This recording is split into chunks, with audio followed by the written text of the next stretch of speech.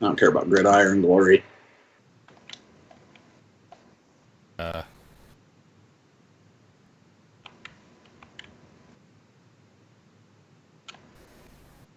Hello. Hello. Hola, amigo.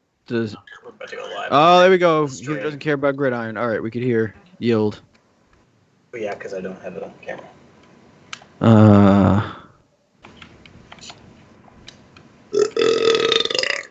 Woo, All right, the stream is a good 30 seconds behind. All right. Well, yes. Well, Alex hasn't said anything really, so let's see. I got the belch just now. Yeah, well, that is a good 30 seconds behind. Yeah. That's why Twitch is going to lose the race, my friends. Mixer is going to take over. Good, because it's a PlayStation podcast, so we might as well talk about something that Amazon and Google or Microsoft own. Okay, I mean, what? Who said that? Yeah, they do. Yeah, they do. Well, you know what? Google. You know what? Google it. Hey, Google. Who owns Twitch? Oh, I hear what you did there. Partner. Yeah. No, that sucks. Twitch is now operated as a wholly owned subsidiary of Amazon.com. Correct. No. I don't know how long they were bought. How much did they buy it for? Let's see. It was purchased for $970 million. Real. Crazy talk. There you are. Hey, look at that. Thank you, Ashley. Woohoo!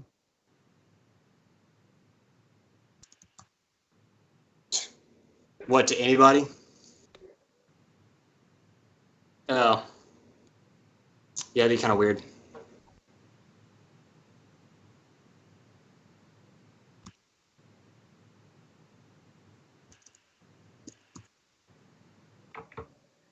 What the hell was I doing?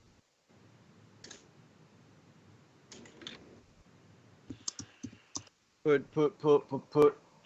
Do do do do do do do do do do do do do.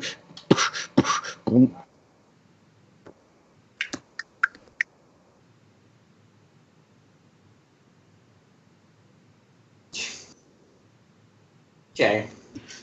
Bulk up our numbers. Set it up, ladies and germs. We're Comments. doing the thing. But you know what? Since we're here, we could start talking a little bit about stuff, because this is an unofficial pre-show. So I see you in the chat, 8-bit armorer. Yes, I remember you, 8-bit armorer. How are you? This is Steve, aka Batchild. I hope everything's doing all right for you. This is fine. Evening. What? Okay? No. You need. Oh, I thought I was a host. Oh my God! Now you're going back on your word. So is he a host or a special guest? Am I a Because special guest host? yeah, or is he a?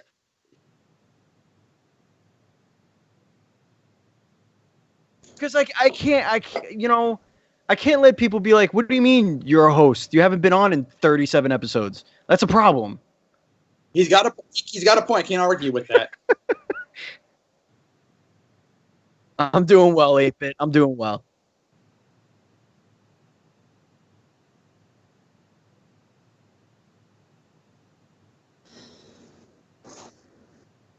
That is a word, yes.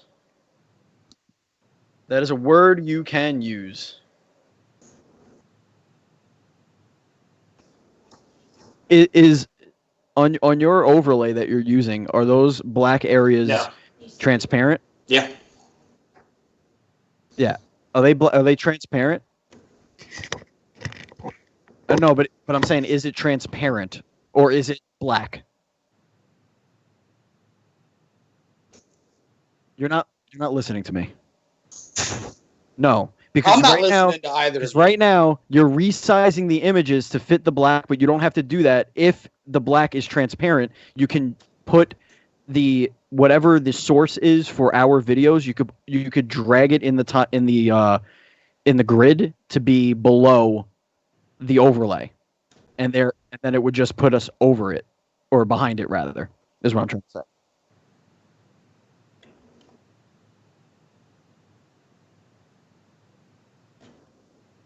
Gotcha. Okay. So it's not an actual overlay. It's just a thing. Okay. That wasn't my question though. Why you're answering? I mean, they'll be like, "Hey, what would you like to eat?" Well, you know what? Cars are good. Those tires are sure gonna pop. Like it made no sense. Tires are gonna pop. Damn it! You can play Those tires are gonna go. You gotta watch out for them tires. Yeah, but what are we going to eat? But the tires are gonna pop. Okay, well, do you want me to put my password? Okay. Doesn't matter, man. Tires, they go boom.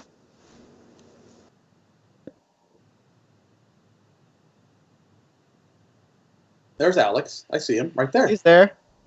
2/3 of his head. Just the camera. He's a I can, but there's a little. It's like- hanging by the clip there. I can't. Yes, you can. Well, then you see just my boobs. Well, what's wrong with that? Hot. People like Alex boobs. Yeah, people didn't know they were going to come to this stream and get that hot action. Why? What'd I do? What do you do? Thanks. He's just sitting there with his hat on backwards. What's wrong with that? There you go. Yeah, you messed up, not Steven. Don't blame him. You shut your whore mouth. Tricky, your voice is not coming through the stream. Your voice is not coming through the stream. Thank you, 8-Bit Armor. I did not notice that. Well, if that isn't a blessing. I tried very hard not to pay attention. What? Yeah. Well, yeah. I made it fit. Listening. So, the bed is not made. Who cares? Who gives a shit? Boob Stream 2019. Not,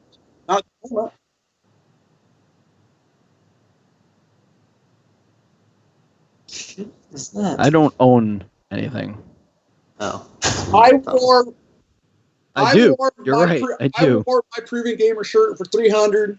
Today I went with Mega Man. And you got your World of Warships hat on, Yield. I got to represent. It's a pre-show. That's what they get for coming early. Yeah, they're getting the hype. Hey, we wouldn't be Trophy Horse if we weren't late. He's got a point.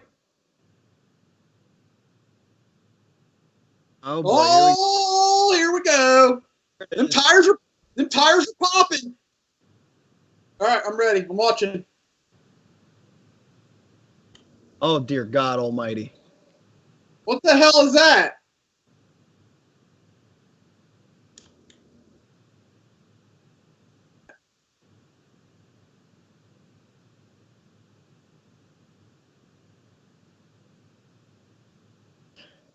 Damn it. I was here at 3:55. Want the record to show. I was here at 3:58. What? You were first. I'm not gonna deny that. But I was here before 4 o'clock. Super impressive. It was giving Tricky shit on Facebook that the call wasn't going until I saw he was rebooting his computer, but I still gave him shit anyway. Mm-hmm. Mm-hmm. Mm-hmm. Mm-hmm. Mm-hmm. Mm-hmm.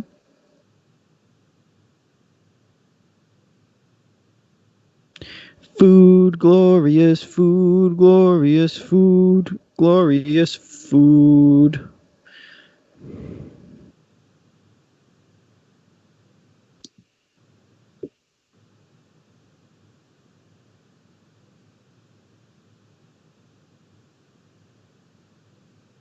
Transition. Sounds like a personal problem, Tricky. Sounds like a personal problem. That is true.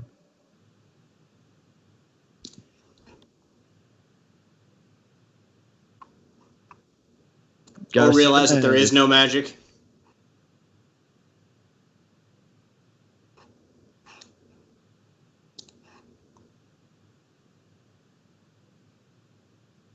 I did. Yes. Yes. I tried. It didn't let me. Oh, son of a. Because I'm not a member. I just go there to check my stuff out. Yeah, dude, mine hasn't updated in like 2 months. Since when? It always used to auto update. All you got to do is go to the website, put in your username, hit refresh. It'll find you and it'll do the thing. All right. Or hit update and it'll do the thing. I mean, I guess I could do that for you. No, I'm doing it. Why not? Sweet wounded Jesus. But I have an account. I don't think that's accurate. I don't believe you. Okay. It says it's been updated. And it has been updated. Okay. Oh my Lanta. I didn't know that's how you updated it. It was just always auto updating. That's so some I didn't worry Fuller about it. House right there. Speaking my language, Mr. Woo! Montana. That's what I'm Ooh, talking I'm about. almost in the top 36,000 worldwide. Woohoo! I am shocked. Legitimately shocked at my country ranking. Where are you at?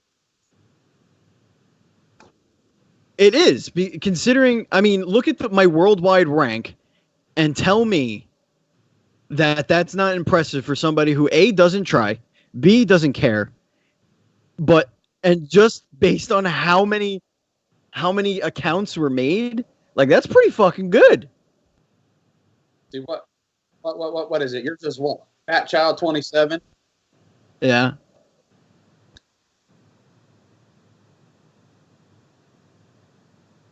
Well, that's funny because I've never made a PSN profile account ever. I'm not even signed in, and I'm looking at mine. Yeah, I'm not a member either, Tricky.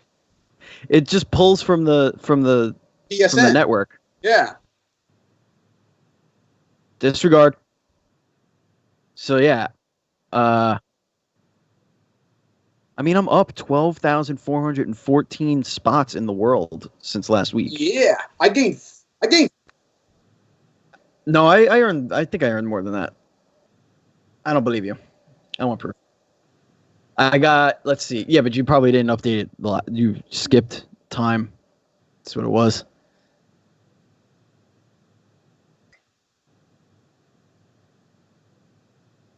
I don't believe you. I want proof. Solid. No, I want. Why am I not talking? All right, my country rank is 5,506. Woo! That's how big my dick is. That's pretty good. Only 85,000 more than me, and that's what's sad.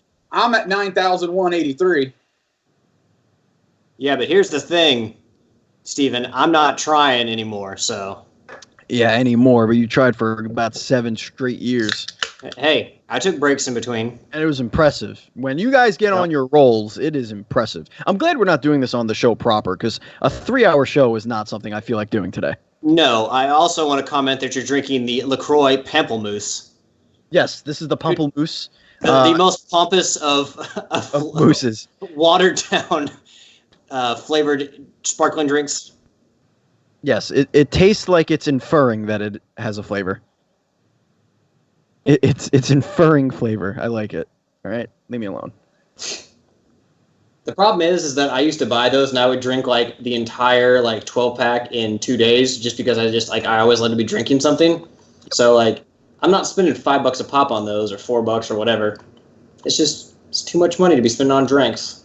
We stock up when that shit goes on sale, man. We just had the 3 for $9 sale. Ooh, 3 cases for $9. I'll take it all day, every day. Make it rain. Make it rain. How do you feel about the coconut flavor? It's actually not awful. But I'm. That's not the response I was looking for. Yeah, I'm not like. I wouldn't. I wouldn't prefer it. Just put it that way. Like I'm not like, ooh, yay. It's more like, okay, this doesn't offend me horribly. Cause like coconut water is like, all right, this needs juice in order to taste decent. That other stuff that what is that? That squirt, not squirt. That other Haagen-Dazs, no, that dumb seltzer that has Bubbly? fruit juice in it. No, bubbly. the one that has the actual fruit juice in it. Something with an S. I don't know. That sucks. That tastes like somebody accidentally put orange juice in soda water. It is gross. They're making mimosas. It's awful. Just awful.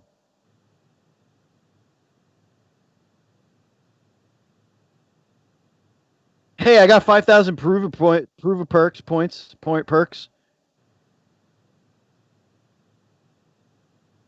That's what I got. Effing Mega Man. Oh, look at this.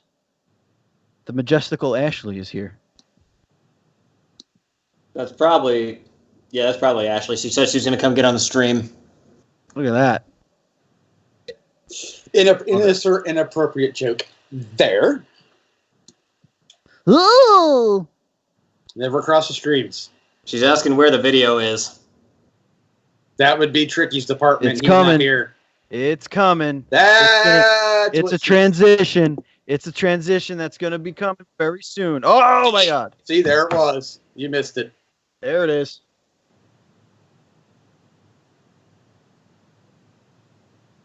Yes, please.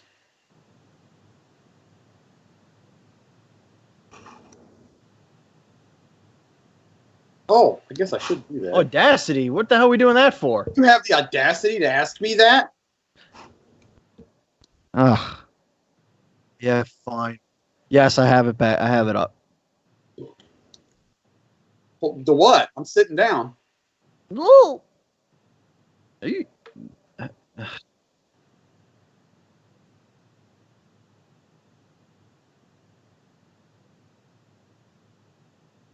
Wait 30 seconds.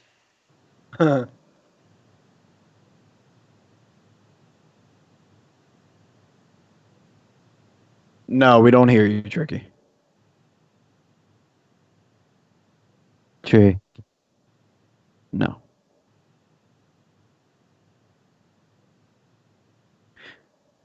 Do, do, do, do, do, do, do, do. As soon as we hear Tricky, we're gonna start the show. We're gonna talk about PlayStation, at least 30% of it, and then we'll talk about other shit. Maybe. Might not. No, it's pretty much exact. They don't hear you. All They might not hear you. They don't hear you.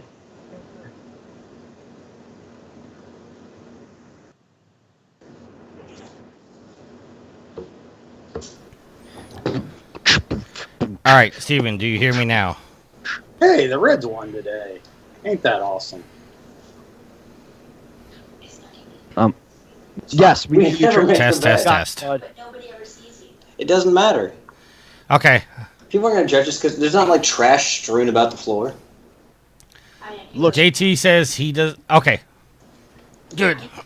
because I don't want to. All right, so a little behind All the right, well, then scenes. fix it. We don't live in a swamp or a pigsty. I don't think they care if the bed is made. All Wow, right. Alex, make the bed, dude. For real. Chop, chop! Get on that! Yes, we have a cat, and he's sitting over there in the bed. Get yourself a green screen so nobody sees your mess like I do. All right. Everybody get hit record. Yeah. Everybody hit record now. I am recording. I am recording. I am recording. I have squigglies, guys. Yield. Yeah. Are you squiggling? Oh, did you want me to hit record? I hate you. Okay. Can't All tell right. fucking with us. 5 seconds of silence. All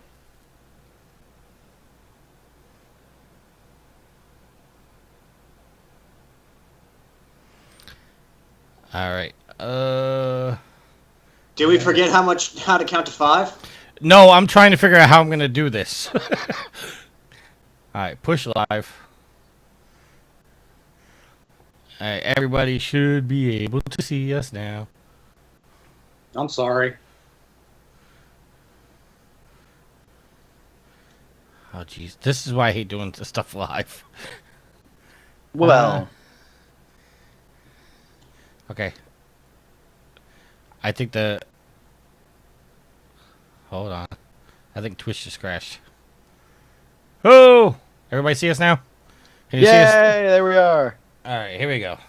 Tricky, why am I looking at you as if you were there's cameras on an ant? I don't know, but this video just this video just screwed up too. Ah! Awesome. Oh, it's so slow. I know. Oh God. It did look cool once at one point. Alright, hold on.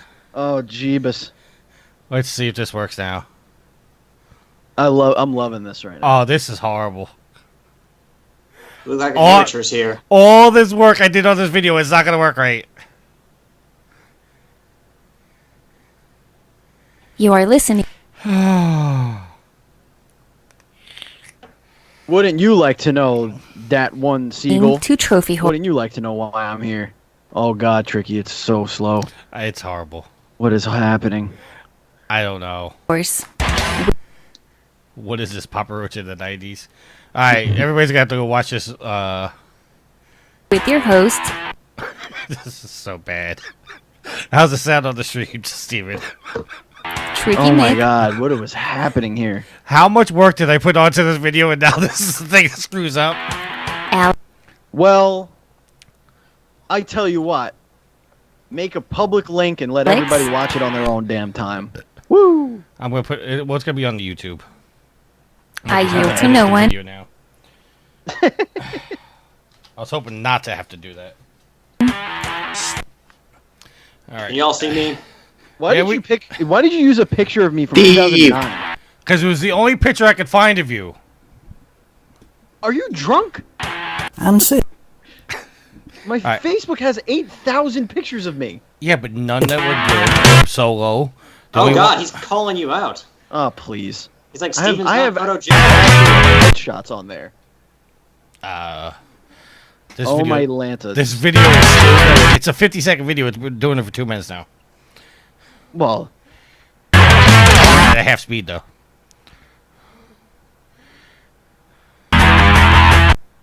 you got a point, Siegel. You got a point.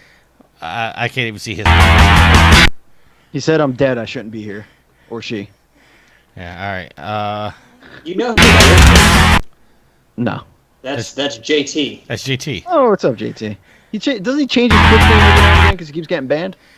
No, he keeps changing No? his PSN name because he gets what's the word? Aggravated that he doesn't have 100% complete. True. That'll happen.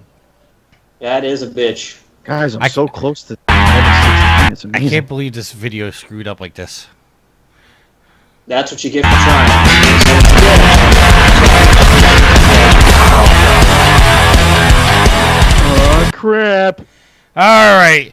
Hello, everybody, and welcome to Trophy Wars. This is episode 400. I'm your host, Tricky Mick. Alongside with me, the man, the myth, the legend. He's not even paying attention. It's Alex. Oh, I'm paying attention. That's why I'm looking right here now. I was ready for it. I was like I a don't- rattlesnake. I was coiled and ready to strike. I don't mean to alarm you, Tricky, but we did not do a countdown. Oh, we did not. That's the fight. That's what I forgot. Oh my gosh. All right, let's do the countdown now. Just edit out the final product. 5, 4, 3, 2, 1. One. Tricky, I'm going to tell you this again. You count too fucking fast. You don't have a natural cadence to your count. It's 5, like 3, 4. 2, Wait, 1. 3, All right. Well, Two. you know what it is? 1. Is Oh, this is because gonna throw you way off now.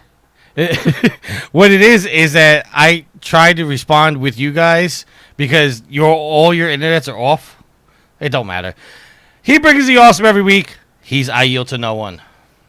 Wait, now so was I supposed to count? Or and he is the master of the dual screens. He's playing the air drums. He's back from the dead, ladies and gentlemen. It's Mr. Steven Fontana. Woo! Let me tell you something, Mean Gene. It is good to be back. Woo! Woo! So, does Andy get pissed when he calls you the master of the dual screens? No, Andy concedes defeat. I was gonna say because Andy is also a part of that show. It's a duo. It's a tandem. Yeah, but he's the dual screen pleb. But is he master. actually a member of that show, or does he just show up and listen to Steven ramble for 2 hours and then just say, okay, he's on the show? It's a solid point. It's a solid point. Speaking All right. of rambling, how is everybody? Pretty good. Hold on. Before we do that, anybody watching this video live, hopefully you're live, we are giving away a free game of your choice for the console of your choice. So if you are in the chat right now, or if you get somewhere in the chat in the meantime, know that the giveaway is now open in the Twitch chat. You win a game of your choice for the system of your choice. You just have to tell us what it is, and we'll have it sent out to you. All right, so as you guys can see, normally I'm facing this way because that's my computer, but I'm going to read the news off of papers today, Steven. Paper. Analog. I'm doing it 6 o'clock news style. We have a lot of things to do. The first thing we're going to start off with before None we of it is PlayStation related. before we get into the show proper, we have a lot of people sent in audio and emails, and somebody even sent us a video. And the video is by our good friend, Doc. So hopefully this works. And it didn't. I love this show. Oh, my Lord. I'm so glad I'm here right now. Is this working? Hello, McFly. Oh, my XSplit froze. God bless America. Nothing but professional. Don't get Streamlabs. Streamlabs sucks. You go with XSplit. They're the best. No, I said Stream Elements. Whatever. All right. Why is this a video?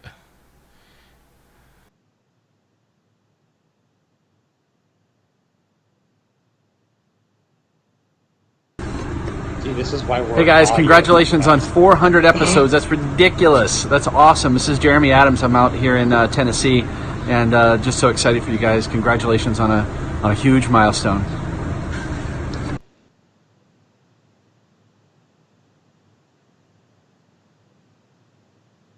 I do. All the Extra Life parties at PAX, or I guess we should call them Paxtra Life parties.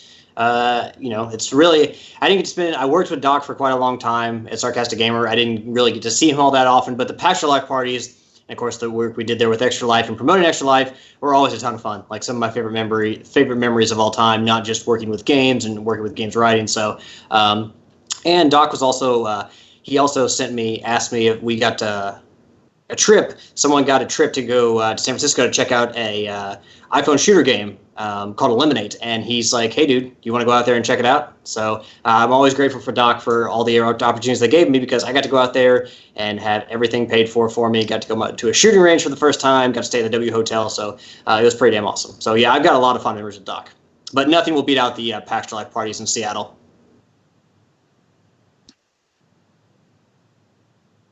Yeah, I'm looking to hear if your voice is back. JT said your voice went away. Yes, your voice is gone. You're out of here. This is a garbage fire. Well, I hear it.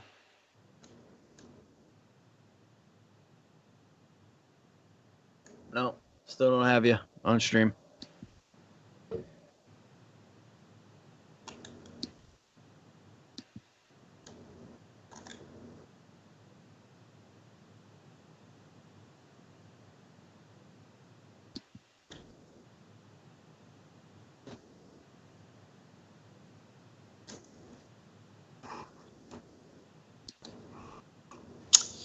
Or 10,518. Woo!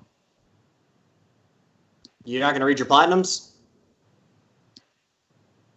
I was gonna say, are you that embarrassed about your comparison to Daryl?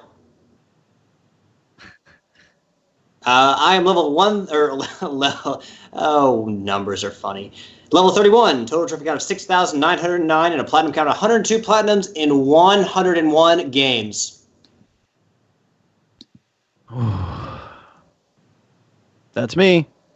I'm level 15, and boy, am I close to level 16. That's sweet 16. I can taste it.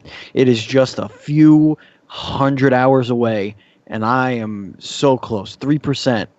Just right there. Just right on the tip. My total trophy count is 2,176 trophies with 11 platinums. All right, and my voice should be back. Hopefully it is. Tell me in the chat. Yield. Yes. Your trophy, sir. My trophies, they're all digital, except for the few I got when I was a kid. Oh, you want me to read them? Oh, good lord. Level 28, trophy count of 5824, and a platinum count of 91. All right. 91. Okay, hopefully the technology is still going to work. Let's go to our first person to say congratulations. This is coming from CJ.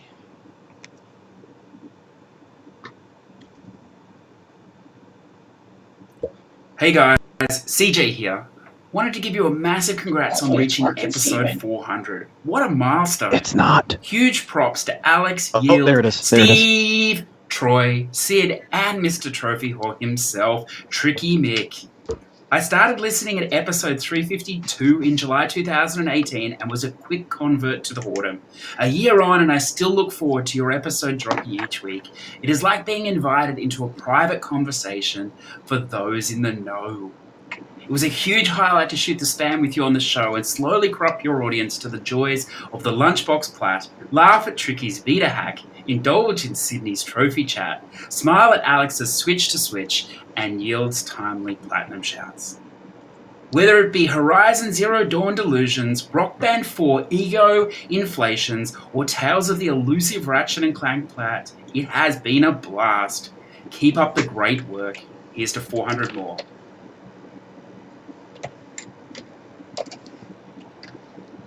All right, thank you, CJ.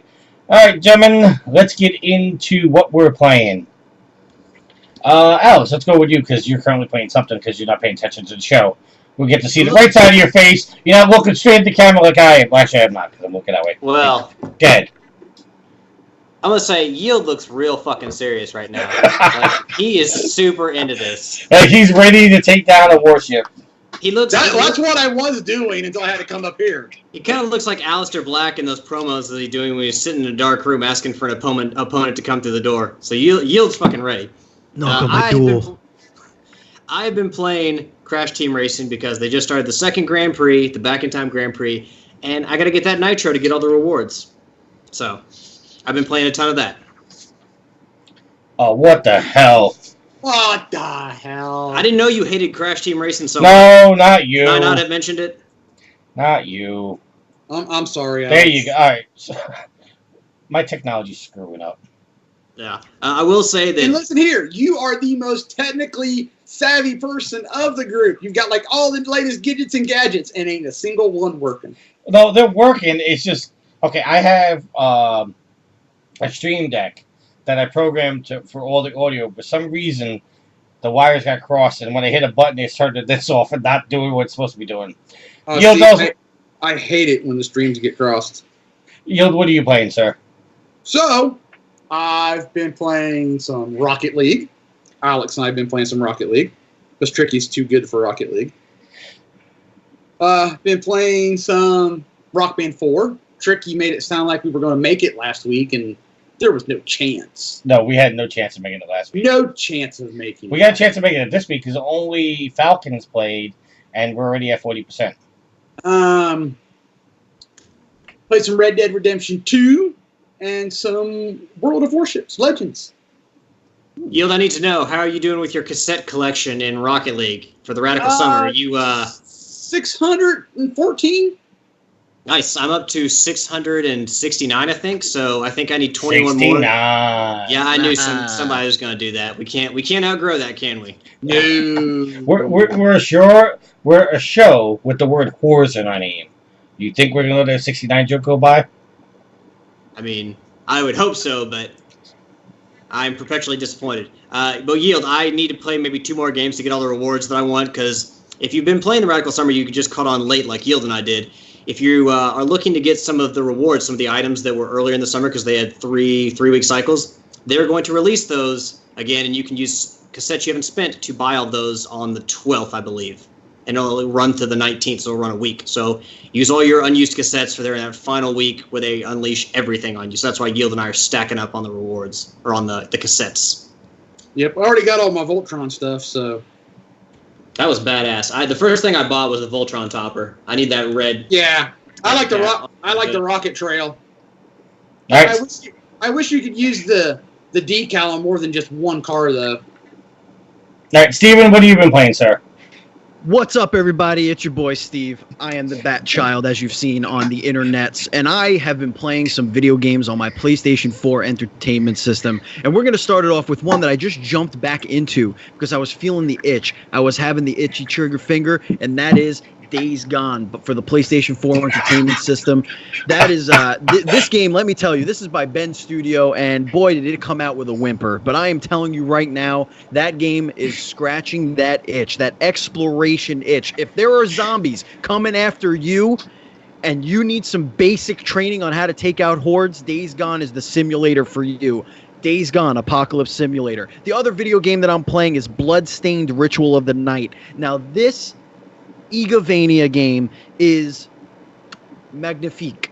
Now, the issue that I'm having with it is that they're doing some gameplay balances that I'm not too fond of, like nerfing some things that I've been blatantly exploiting so that I can play the game at my enjoyment. But other than that, it is an excellent Metroidvania in the style of Symphony of the Night by Iga, who, of course, created Symphony of the Night. So if you like Castlevanias, you like Metroidvanias, give Bloodstained Ritual of the Night a try. I will tell you this: don't play it on the Nintendo Switch right now. That breaks my heart to tell you, but the Nintendo Switch version of that game is subpar to say the least. Yeah, because it doesn't have trophies.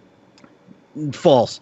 And that is the least of the problems.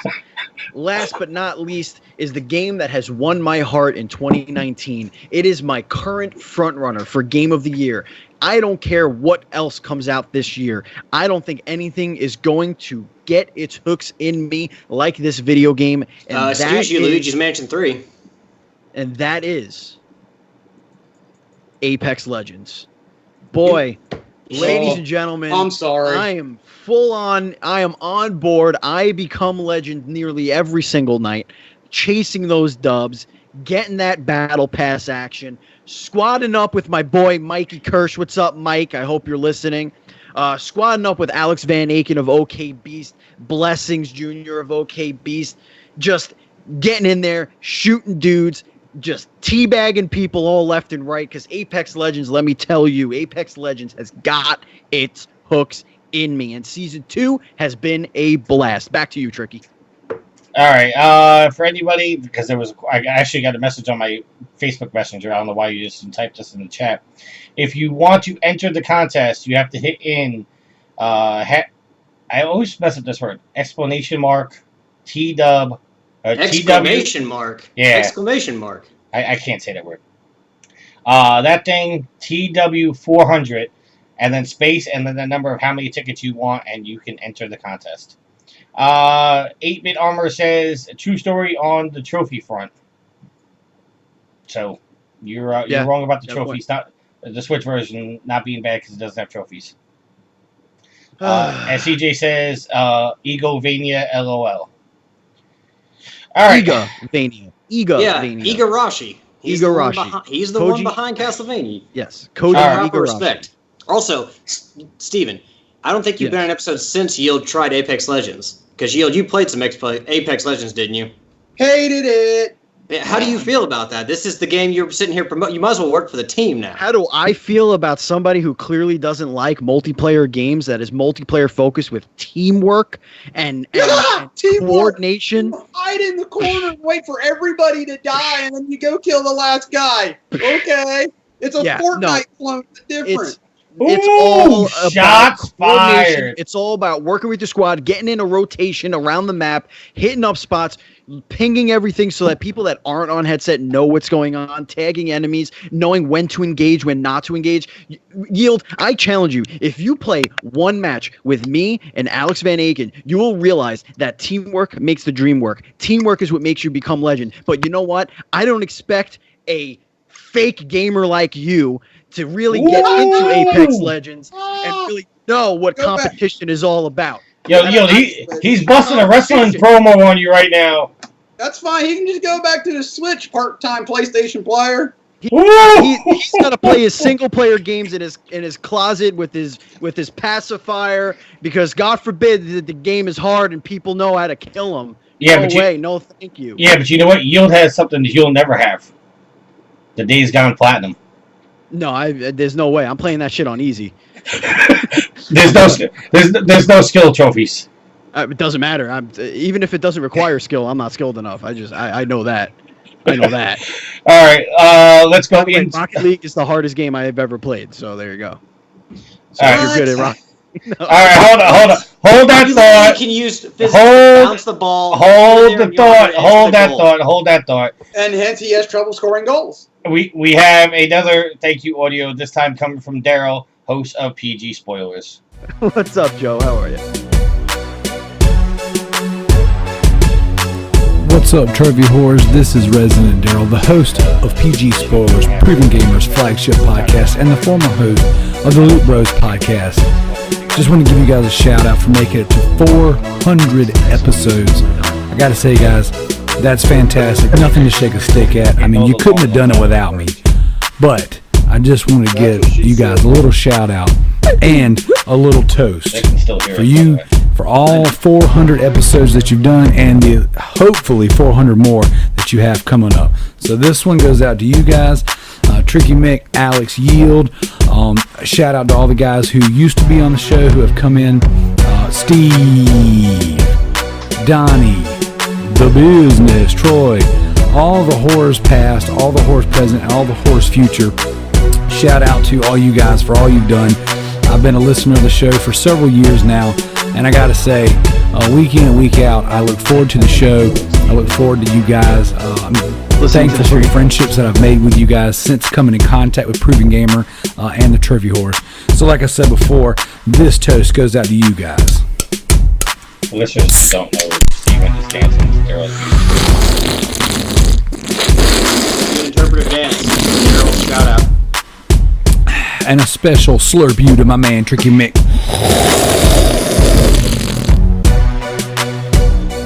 For losing in platinum counts week in and week out. That's right, Resident Daryl currently, as of this recording, is a level 42 with a platinum count of 166 with a total trophy count of 9,382. Going longer than I thought. That's you would. right, ladies and gentlemen. As CJ said not long ago on the show, the movement is gaining steam. It How has much coffee you begun. drink today? It will not slow down. You cannot get in its way. How many LaCroix? So I want you Oh, all well, no, to join that's me. not Go to the caffeine. Trophy Horse That's Facebook caffeine. group. Tell them A, how great of a job they're doing. B, congratulations this yet. on 400 episodes. And most importantly, C, How many drinks you read got around you? Resident Daryl's trophy count on the show.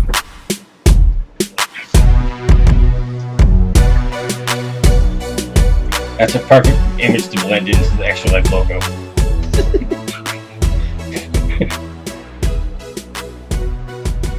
Very upset my camera's not completely through. Putting in the work. Almost done. 30. I mean, it's just music fading out. We could probably continue. All right.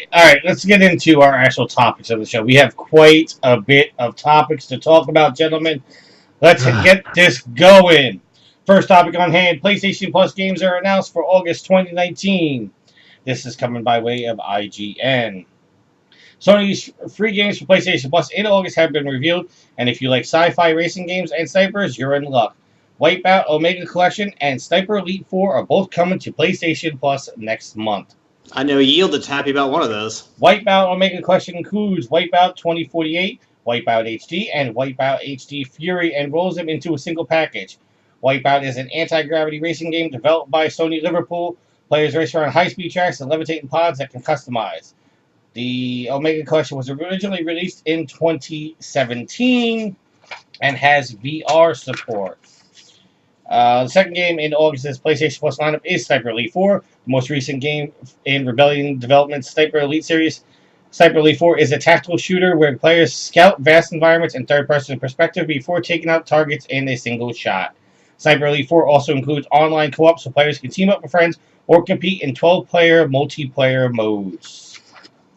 If you are good at Wipeout, much respect, because I feel like I have as much chance of being good at that game as Steve does at Rocket League. He's got a point.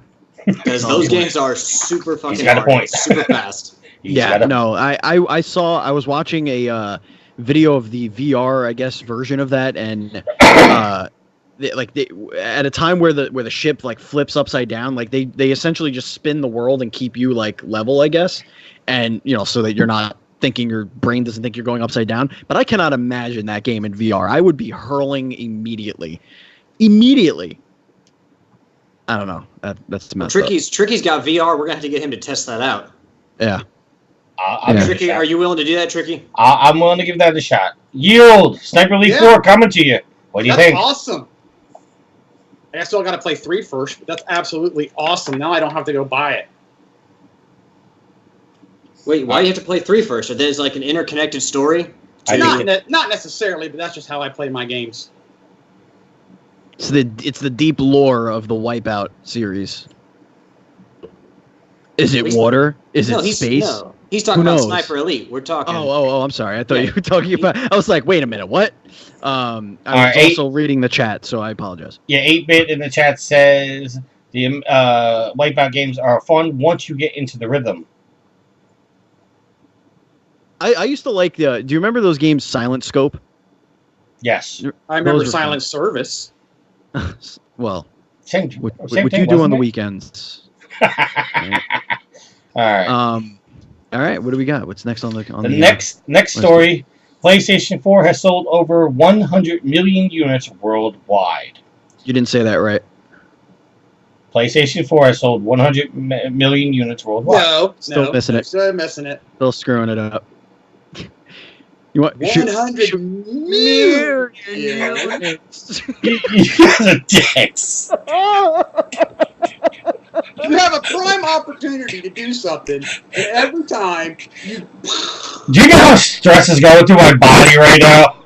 And see, but if you would do stuff like this, it would de-stress you. Yeah, I'm more worried about the stream working. I'm very pissed that the video that I spent 3 fucking days building destroyed in the worst possible time. Okay, so Steven, help me out with this headline. You ready? As he chokes on his LaCroix.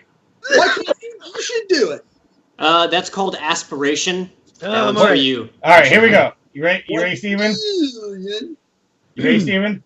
I'm ready. PlayStation 4 has sold 100 million units.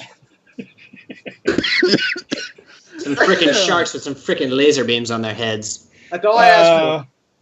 It is officially sold and shipped 100 million units worldwide to retailers as of the three quarter that ended. That's not written right. On June 30th, 2019.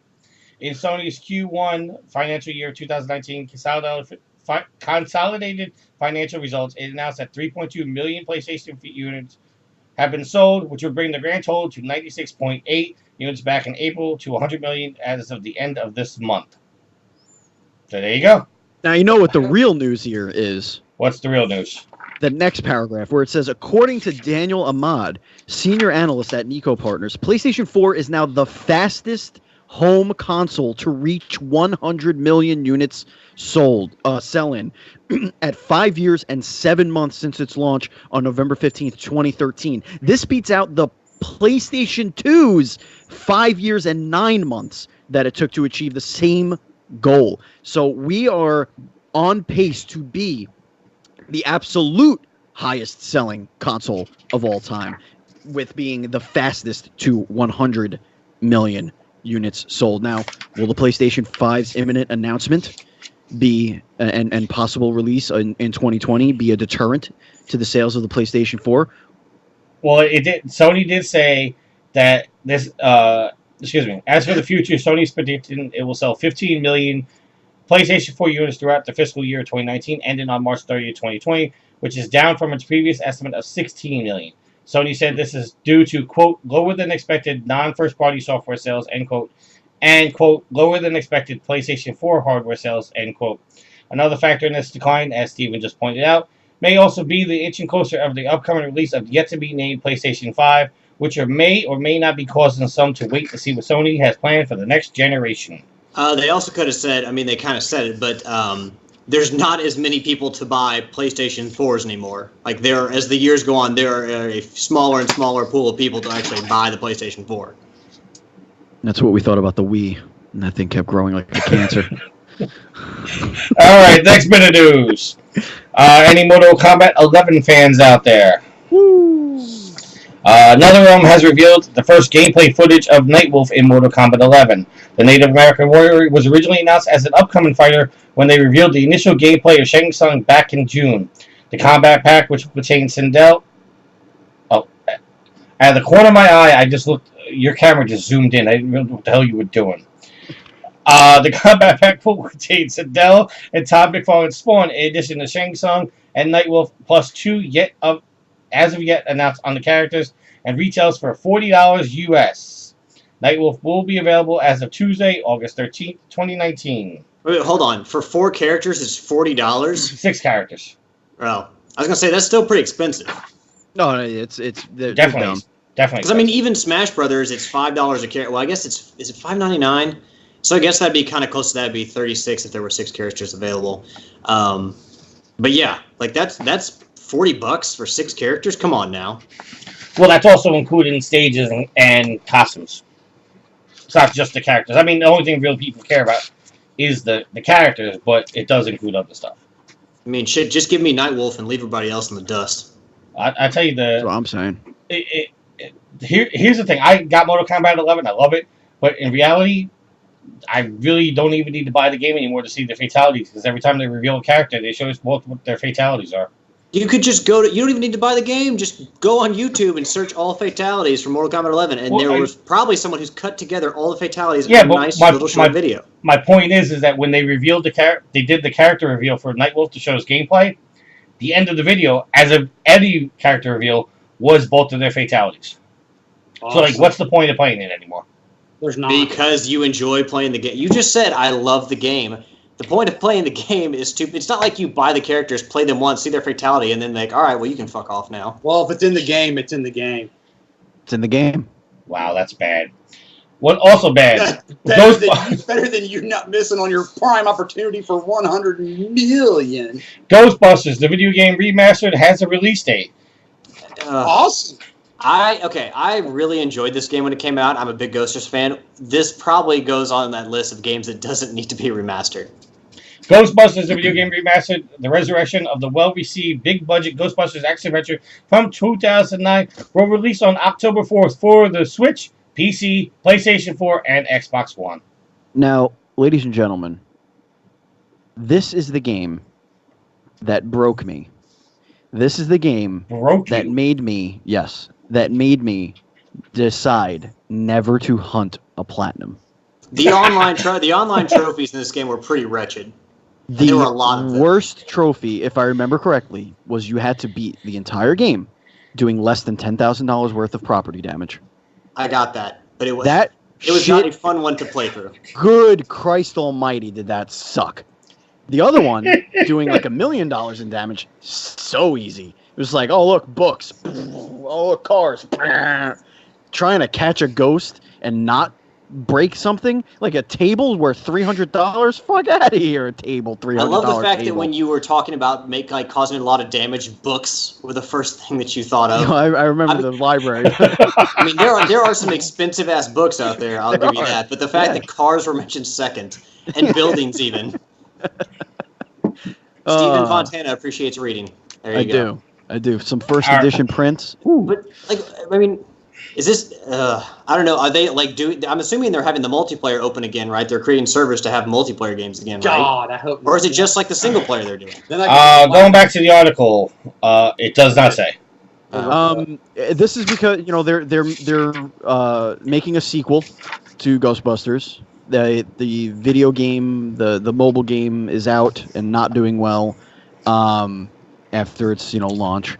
I think it's just to keep it in the zeitgeist at this point. I don't think there's technically the video game was supposed to be the third installment of the movie. Yeah. Right. And now that they're actually making a movie with those characters returning in some way, we'll see. They all returned in some way to the movie a couple years ago, the Ghostbusters movie a couple years ago. Now I only saw the ending of that movie, and I'm sorry I saw that. But were they the characters or were they just cameos of like? They were just cameos. Right. So they were not playing the same characters. They were cameos. Yeah. I saw one. I think Dan Aykroyd was driving a cab or something, right? Something like that. Yeah, and Harold Ramis was just a bust. Obviously, they had a bust of him in the office. Yeah. So as it's going to another shot, you see that because obviously by that time Harold Ramis had passed away. But Winston is the final. You see Ernie Hudson the final shot because he is the I can't remember her name, but he is the uncle of the girl who borrows the hearse to start the business and everything. Right. Yeah. So they're cameos. They're not. They're yeah. I mean yeah. So this one is supposedly tying into. It's going to be a direct sequel to the second movie. So we'll see. All right. Tie-in. Tricky was out playing some Pokemon Go the other day, and he walked by the official Ecto-1 house. Well, actually, I drive by it every day at work because it's literally right outside the Holland Tunnel, and Oh, really? Well, fuck you. Aren't you the pick of the litter? Yeah. Ooh, yeah. Ooh, Well, look at you. Look at Tricky. I drive by the Ghostbuster firehouse every day. Well, because we take all the New York City trash and we dump it in the trash state of Jersey, so I have to come through the Holland Tunnel every day. All right. One of these days, there's going to be someone from Jersey writing us a real pissed off email because I feel like we slag on Jersey at least every other episode. They can't read or write. Have you ever smelled Jersey? I've been to New Jersey. Not probably really a lot like Michigan. Listen, it smells like it's skunk's asshole that farted out another skunk. I wouldn't go that far. Oh, it's bad, Steven. And this is the man who works around trash all the time. Yeah. The fact that I could smell Jersey over the trash, that's bad. Welcome to the chat, Skins921. Skins. Shirts or skins? Skins. All right, what else we got there? All right, next topic we have on hand. Hitman 3 is currently in development and might be episodic again. IO Interactive, the Danish video game developer behind the Hitman series, is already looking towards making Hitman 3, but before that, IO Interactive may release a completely new IP first. In an episode of No Clip video game documentary, host Daniel Dwyer visited IO Interactive's office in Copenhagen to find out how the studio was able to survive a dramatic 2017 where parent company Square Enix tried to sell the studio. Instead of finding the buyer, IO Interactive underwent a management buyout to become independent studio and the owners of the Hitman IP. So, one, how do we feel about IO making a brand new IP entirely? And how do we feel about our Hitman being episodic still? Well, I have a question real quick. Do we not see an issue with the episodic releases? I mean, Telltale went under. So, and we thought that they were all very successful. When you think about an episodic release schedule, I mean, yes, they had success with some of that stuff with The Walking Dead and everything. But is that really a good way to run your business? Because what if you have someone buy the first episode and then they're like, well, I don't like this very much. And then they don't buy into the others. Whereas with a $60 game, you have that buy-in right away. And then, how much time passes in between each release of each, act or episode, and people just lose interest. Well, we had Is that the smartest way to handle your game? Well, we had a conversation last week with CJ, in which we talked about games like Final Fantasy and stuff like that, maybe coming out episodically. I mean, I don't necessarily have a problem with games being episodic. If a company, a developer is able to get their game out in chunks, that's giving them some kind of revenue to keep making the games instead of having to wait. Look at Naughty Dog. Was it 3-4 years since the launch of Uncharted 4? They're not making any money right now until they launch Last of Us 2. I mean, if they release the Last of Us 2... They're also owned by Sony, so they don't have to worry about money. Okay, but my point being is, from the launch of a game to the launch of another game, a studio is not making money. So if they can release it in chunks to give that income, I don't see a problem with it. Okay, but you can't rely on, you can't say we're going to release our first episode and then based on the money made from that, we're going to make our second episode. Because you can't rely on. You have to have that. If you're going to make a game like that, you have to have the cash up front and be planning it out to make it as a whole. You can't rely on income along the way to make it. True, but also when a company decides, like Sony Santa Monica. I mean, granted, it is another Sony-owned company, but Sony Santa Monica, when they set out to make God of War, they have a budget, but obviously during the development, things change. Things have to be redone. There's more budget. If somehow they could have released God of War in chunks to supplement that income to say, okay, we're going to need an extra $5 million to finish this game. If we release, say, the first Realm, we can make that $5 million, and there's our money for that. That sounds like a terrible business plan. And you would also piss off a lot of people by releasing a God of War game that way.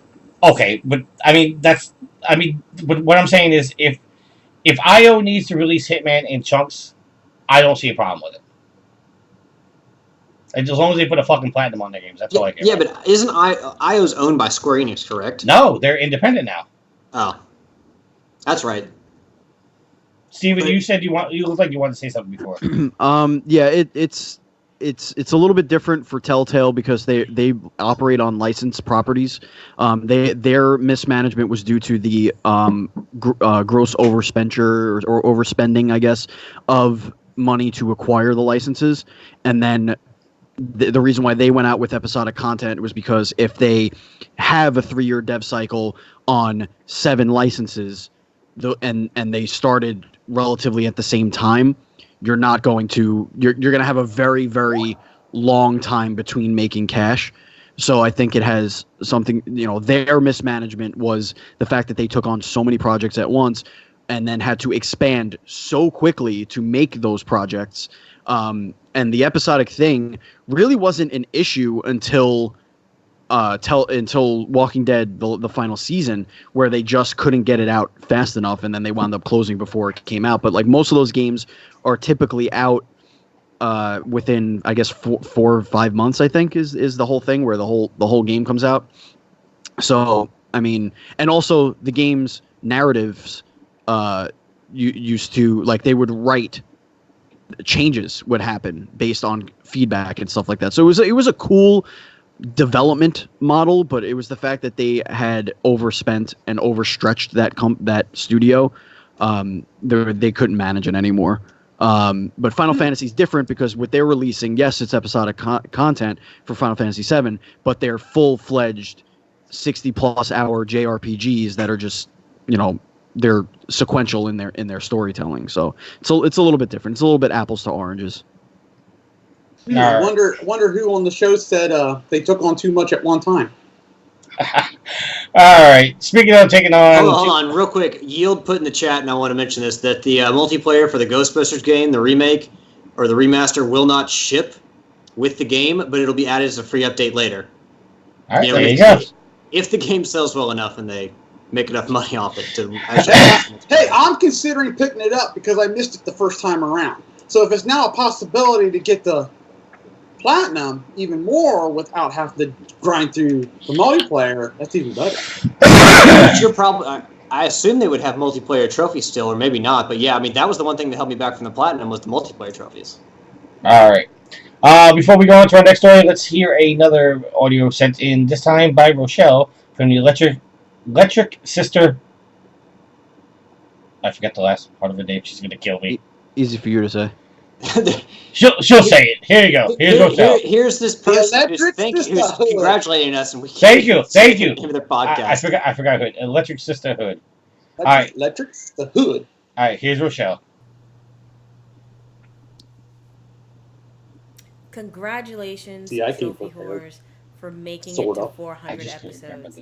It's your girl, Sorta, Little kinda. Sister from Electric Sister. Sort of, kind of. I just clicked over and went down my And I have emails to and say hit click, it's but not hey. easy to stay committed, to be You really shouldn't be passionate, talking to bring the fun and the interesting. Tricky that her every audio's single very low, by the way, episode in the 20 Twitch. episodes, let alone I fixed that. 400. I don't know why I But didn't, you guys have really all right, stuck we'll have to fix together, that. created a show that Maybe is we should stop talking so they can hilarious actually hear it, to though. listen to, but also exciting and challenging, and makes me often think about all the platinum trophies that I don't get or spend the time to get. But I just want to say, from all of us over here at Electric Sisterhood, we're very, very proud of you. We're very, very happy for you. And here's to the next couple hundred. And Fine. congratulations. Keep at it. Stay. And you, something you about these wonderful shout outs country makes folks. Steve want to dance. It's like he's walking into Studio 54 every time someone's All congratulating right. us. All right, and we're back. All right, so we have a follow-up to a story that we had. I don't remember who was on the show with me. It definitely wasn't Steven, because Steven doesn't like to come to shows no more. Accurate. Wasn't me. I don't remember this one. Have you seen how well this stream is going? Can you blame Steven? All right, so we talked about how GTA launched their Diamond Casino update, and a lot of countries were no longer able to buy shark cards and weren't able to access the casino.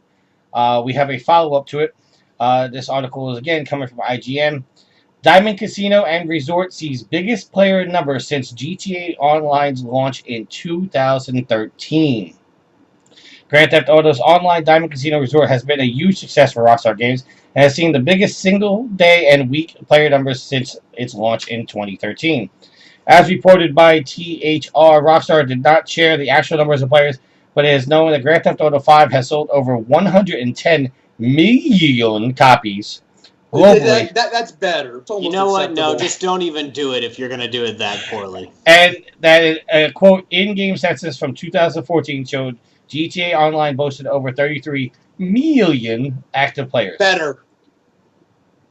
Since launching in 2013, GTA 5 has been become the highest-grossing media title all time of over $6 billion in lifetime revenue. GTA Online's Diamond Resort and Casino launched back in July 23rd and allows players to partake in such activities such as blackjack, 3-card poker, roulette, slot machines, and spinning the lucky wheel. Players can also customize a master penthouse and play new missions involving a, quote, gangster party boy named Chow Chang, a corrupt Texan oil and gas family. However, not everyone can enjoy the Diamond Casino as full, as local laws in over 50 countries have blocked players from gambling in GTA Online. So my question to you, gentlemen, very simple. Even though they are blocked in 50 countries worldwide, can any fucking thing stop GTA 5 Online? Nope. Yes, the Green Bay Packers. Yes, the Packers. Alex? Real Yeah. quickly, Ashley says we keep talking over the audio that people sent in, so... Okay, I'll wait until after. Oh, yeah. Yeah, because Steven doesn't have to shut up and wants to dance. He doesn't have to talk to dance. He's just dancing. I think that was more of a thing that I was doing, because I was commenting on Steven's dancing because it was hypnotic. Well, we were all doing it. But yeah, we will try to be more respectful to the audio people send it in. So, Tricky, you and I talked about this because we were talking about how it was banned in 50 countries. At least the casinos were banned in 50 countries. People could walk into them, but they couldn't play any of the games. I think it was actually me, you, and CJ. Okay. I don't think Yield was there for that. All right. Well, it was me, you, and CJ, I guess. I think it was last episode, maybe. 2 episodes ago. All right. Well, it doesn't matter. It doesn't matter. But yeah, like, no, nothing can ever stop You know what can stop Grand Theft Auto 5? Grand Theft Auto 6. Because once that comes out, then it will finally be dead. But until then, it's going to continue. Like it continues to be in like the top 10 of game sales monthly. How is that possible? It came out 6 years ago. I have no fucking clue. 8-bit in the chat says it shows the power of post-game support and just creating a fun ecosystem that you continue to keep alive and support with content. All right, 8-bit in the chat says, are they actually blocked, or did Rockstar just not implement them in those countries to forego legal action? And then CJ says, you can buy bathwater in the Rockstar Casino. Yes! 8-bit. As far as I understand, they're in every country, but Rockstar blocked access in certain countries because of their laws. So it's a combination. Rockstar did implement them into the game, but just blocked them in certain countries. But you can go into the casinos, you're just not able to gamble. Steven? Yeah, it's you could spend real money on fake money and then gamble the fake money and walk away with no money. So yeah, it's gambling, and if your country bans that, then they ban it. Right, but here's my question to you, because you weren't on the show at the time. You can't gamble in just China is one of the countries blocked. I don't know all 50. You can't gamble in the casino, but up until the launch of this casino update, China was able to buy the shark cards. They're now no longer allowed to buy the shark cards. Yes. So, what gives? Like, Because now you could buy the cards and you can play a gamble or whatever and lose whatever you bought for that card. You're literally buying. It's like buying casino currency, and then not being able to take that money out. Like if you hit big, you can't take that money out. Okay, but you're misunderstanding something here. No, I'm not. They're blocking the sale of the cards altogether. Right, but but regardless, you can't gamble in a casino. Period. You can't take your in-game money that you earned in-game. Yes. That you did not buy with real money. You can't take that money and go gamble in the casino. But now you can't buy more in-game money at all in those countries. That's not right.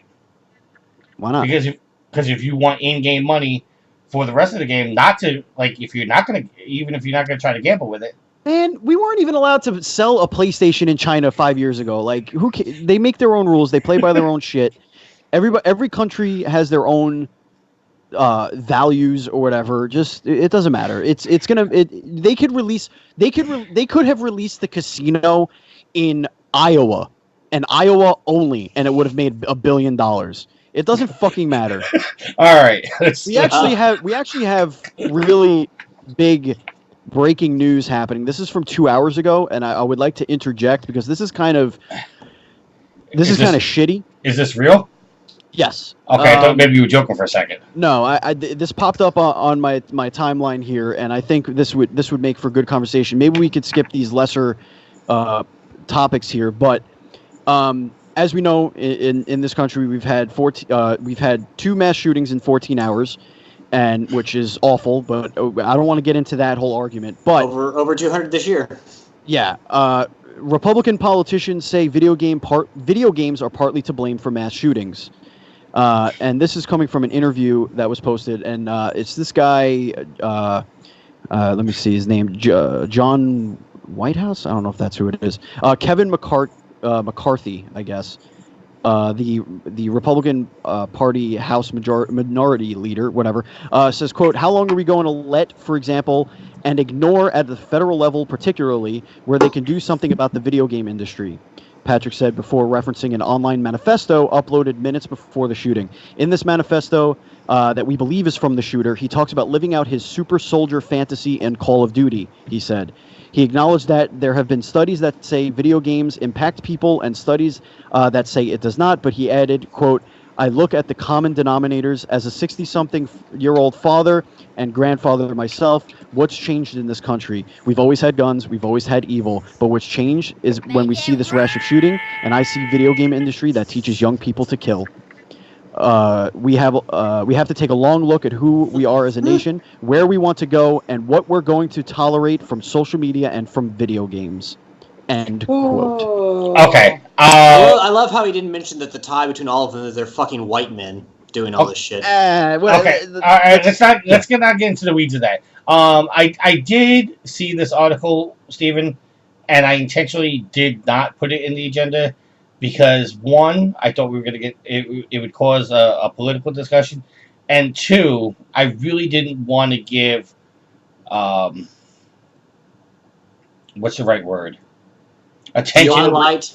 I don't get on a soapbox. No, I don't want to give attention to people doing stupid shit. And it's horrific. Oh, okay. It's no. Hold on a second. It's horrific. It is. I'm not downplaying it at all. It is a tragedy. Heck, the one happened in my backyard. But it's the same. It's the same reason why sports teams don't show streakers run across the field. You can't promote.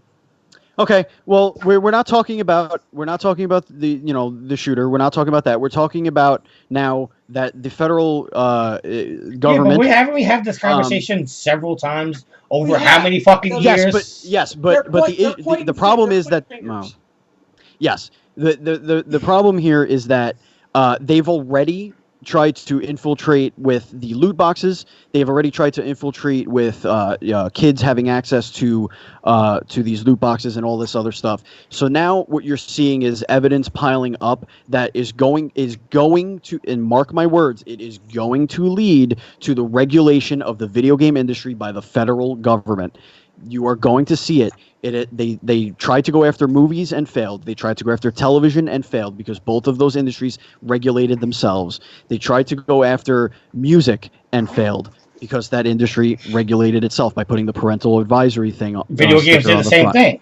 Video games did the same thing, and it's still not enough. I'm telling you, but how? Because of the interactive nature of video games, it is always going to be a problem. It is never, until those people are voted out or they die out, they didn't grow up playing games. They didn't grow up in that atmosphere. They don't know that there are literal conferences and Comic-Con, PAX, E3, where you get hundreds of thousands of gamers together that somehow manage not to kill each other.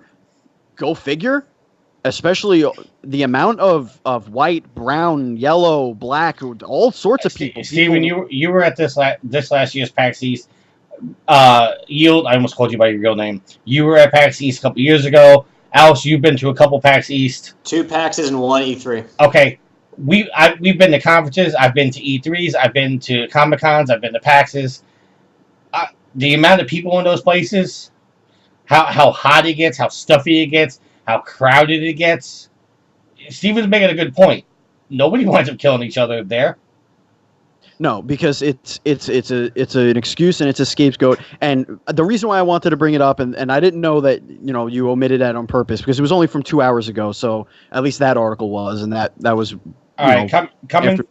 Coming from the chat. I'm sorry, I'm not trying to cut you off. Coming from the Twitch chat, 8-Bit Armor says non-sarcastic answer though. The fact that a, quote, bad apple happens to play video games doesn't reflect the player base as a whole. Otherwise, everybody in the industry would be a bad, terrible influence due to the person acting out in a bad manner. JT says, tell Alex I beat Horizon in Mass Effect. It was easy. Little off topic, JT. CJ says, welcome to the party. CJ says it might be video games. It might also be selling guns at Walmart.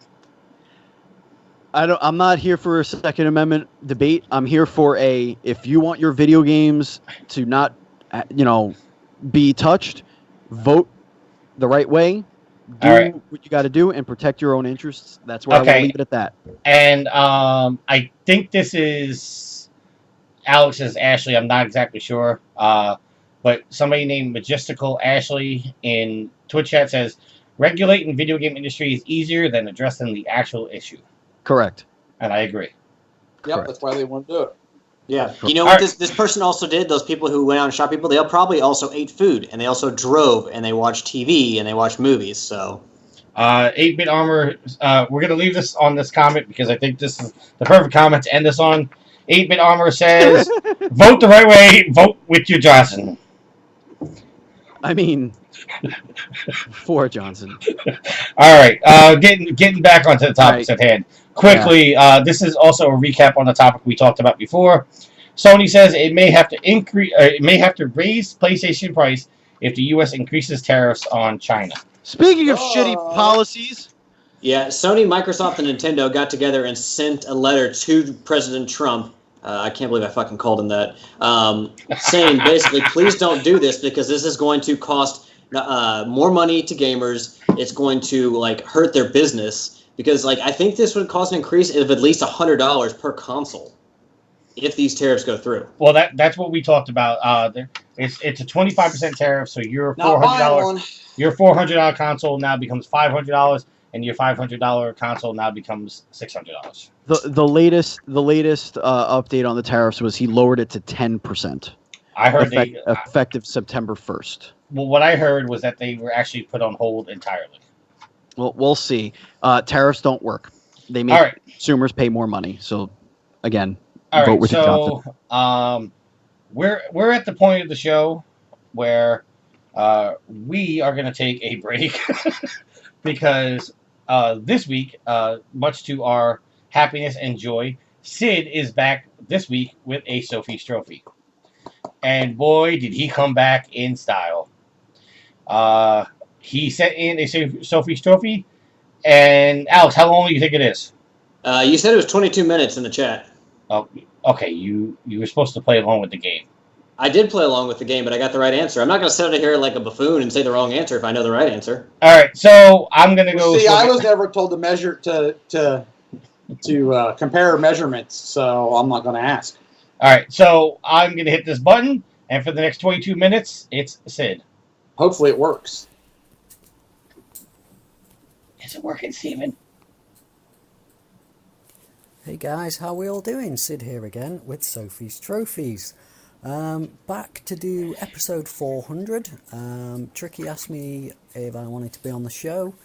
Unfortunately, guys, I can't. Hi, Sid. Because I haven't got the recording equipment to do that. But Haven't heard that hi, Sid, in a long time. First things first, really, guys. Sorry I've been away. I've had some personal issues to deal with. I hopefully will be coming back to the show soon. I just need to get a few things in order. Now, if I do come back, I would appreciate if people let me know what they want me to do. As in, do I carry on doing what I've been doing, or do I do something a little bit different? You know, guys, it's for you, so please let me know. Today, I'm just going to carry on as normal. It's not going to be a numbered episode because it's been a while, guys. And this might not go as smoothly as usual because it's been a while. Now, Toby, my little lad, he is in the room with me, so you may hear him pipe up every now and then. Do you want to say hi to the people? No? Say hi. Yeah? Good boy. There you go, that's Toby. Whether you heard him, I'm not too sure. So, today, English, guys, English. Today, I am going to do Shadow of the Tomb Raider. Tricky is playing it. I have recently platinumed it. It is a very, very good game. I will get into it, so I am ready to go. And should we do it, Tobes? Yeah? Okay. So, as always, the Platinum Trophy is Chalice of Torment. To me, that just reminds me of every woman. This one is an ultra rare 1.4%. Okay. Treasures from the past. Decipher a monolith. Common trophy at 62.9%. Now, the monoliths, guys, are little, they're not little, they're big stone things that you have to read. And I think you need to read murals to be able to decipher a monolith. So as you read murals in the game, they give you sort of the language that you need to unlock these. Archaeologist. Complete an artifact collection. This is a 60.2% common trophy, guys. Now, artifact collections, as you pick up artifacts, each one corresponds to a set. So you need to complete a set. Dr. Croft. Complete all artifact collections. This is a very rare 6.6% trophy, and that's basically find all artifacts in the game, really. Stele Hunter or Stele Hunter, not quite sure what that is, guys. Complete 3 main game challenge tombs. This is a rare 42.1% trophy. Now, there are quite a few tombs in this game, and they are actually really well made. There seems to be a good progression from the first Tomb Raider to this one. The second game had some good tombs in it, but I think this one has the better. Tomb Raider, complete all main game challenge tombs. This one is a rare 18.2% trophy, silver, guys. So yeah, self-explanatory really. Chain Gang, perform the Serpent's Fury 3 times. This is a rare 26.4% trophy. I think it's a bronze one, guys. Now, Serpent's Fury is a skill that you unlock, so when you do a stealth kill, you can link it, which is called Serpent's Fury. So press triangle on a bad guy to do the stealth move, and if there's a bad guy near you, once you've unlocked it, press triangle again and you will kill the second guy. So do that 3 times, that gives you your trophy. Like a Shadow, perform a stealth takedown on 25 enemies. Common trophy, guys, 67.0%, so easy enough. To the 9, restore and equip a matching vestige outfit. This is a rare 26% trophy. Now, a vestige outfit are special outfits that you get through doing tombs or crypts, and you need to fix them or restore them using things you pick up in game. So just easy enough, guys. Find an outfit, pick one, just fix it and wear it. You don't need to keep wearing it, guys. Just do it once and you're fine. Makeshift Arsenal, fully upgrade a weapon, a rare 49% trophy. Easy enough, guys. Upgrade one of your weapons. Up to the challenge, complete 5 challenges. This is a rare 28.4% trophy, guys. I know I haven't been reading out bronze, silver, blah blah blah, but you know, I don't think that's too important, guys. I think it's more the rarity we should be looking at. So yeah, challenges. Each area in the game has certain challenges, i.e. find things or shoot things or, you know, things like that. So you have to complete 5 of those. Easy enough, guys. Resting places. Uncover 3 main game crypts secrets. This one is a 43% rare trophy. Now the crypts are different than the tombs. They're just mini areas that you run through and open a sarcophagus. And in the sarcophagus is usually a vestige outfit piece. So that's where you get them from. So you need to find 3 of those. That is a 43% rare trophy. Thread to the Past, restore 5 vestige outfit pieces, 26.6% rarity. So same thing, just do it with 5. Help thy neighbour, complete a side mission, 57.6% common trophy. Side missions in this game, some of them are pretty good. There are quite a few of them in the main areas of the game. There are 2 main areas, hub world areas, and that's where you'll find your side missions. As you run past people, it will show you that they have a mission available. Good Samaritan, complete 8 side missions. This is a rare 15.3% trophy, so just complete 8 of them, guys. Surprise, perform 5 Eagle's Talon takedowns. A rare 28.4% common trophy. Eagle's Talon, again, a purchasable skill. You stand on a ledge, press triangle, and she sort of hooks them up or ropes them up. So do that 5 times and you will get the trophy. Most of these things, guys, with the things like this, combat related trophies, are very easy because you can just reload the checkpoint. First steps, purchase a skill, 85.7% common trophy, self-explanatory. Specialised, earn all skills in one category. This is a 10.4% rare trophy, or very rare trophy. Now, there are 3. There is Survivor, Brawler, and the other one I can't remember, guys, so I do apologise. But there are 3 specialised branches of skills. So you will, if you play through the game twice, which I recommend, you will get more than enough to buy pretty much every skill going, to be honest. Treasure Hunter. Find and open all the main game Conquistador treasure chests. 9.5% very rare trophy. Now, these, I think there's 5 in the game in total, could be wrong, but I do believe that's right, guys.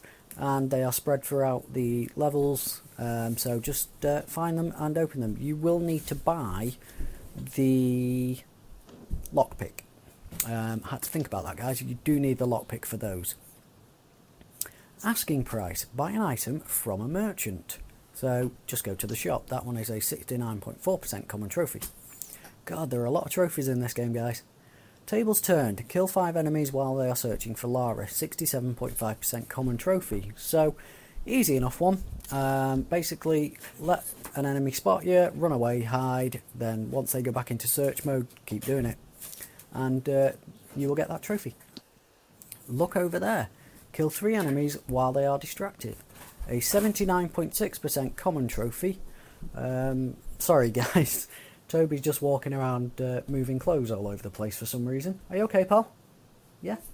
Just making them try and pile on the bed. Okay, okay. Yes. Everybody needed to know that. Some ones are dirty on here, on that. Okay, can Daddy carry on? Thanks, buddy. Okay, okay, guys. Kill 3 enemies while they are distracted. So basically, if you've got a bottle or even an arrow, fire an arrow near an enemy so they look somewhere else and then kill them. Or throw a bottle so they look somewhere else.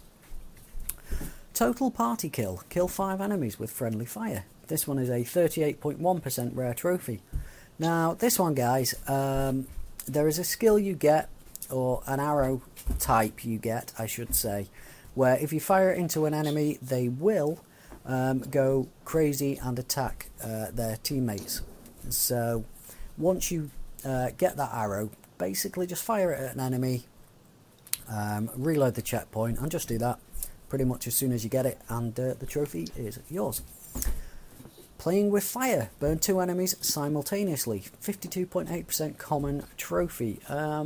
You should get this one quite easily, guys. Throw a Molotov at 2 guys, something like that. Easy enough to get. Gunslinger. Perform 3 headshots in 3 seconds with the pistol. This one, guys, is a 2.6% ultra rare trophy. Now, this one, I got this on my second playthrough once I'd upgraded everything. It's quite tough to get without it because you need decent focus and things like that, because that slows down time for aiming. So yeah, I would suggest doing that on your second run. More on that in a bit, guys. Last known position, lose the enemy 10 times, 48.1% rare trophy. So let an enemy see you, run away and hide.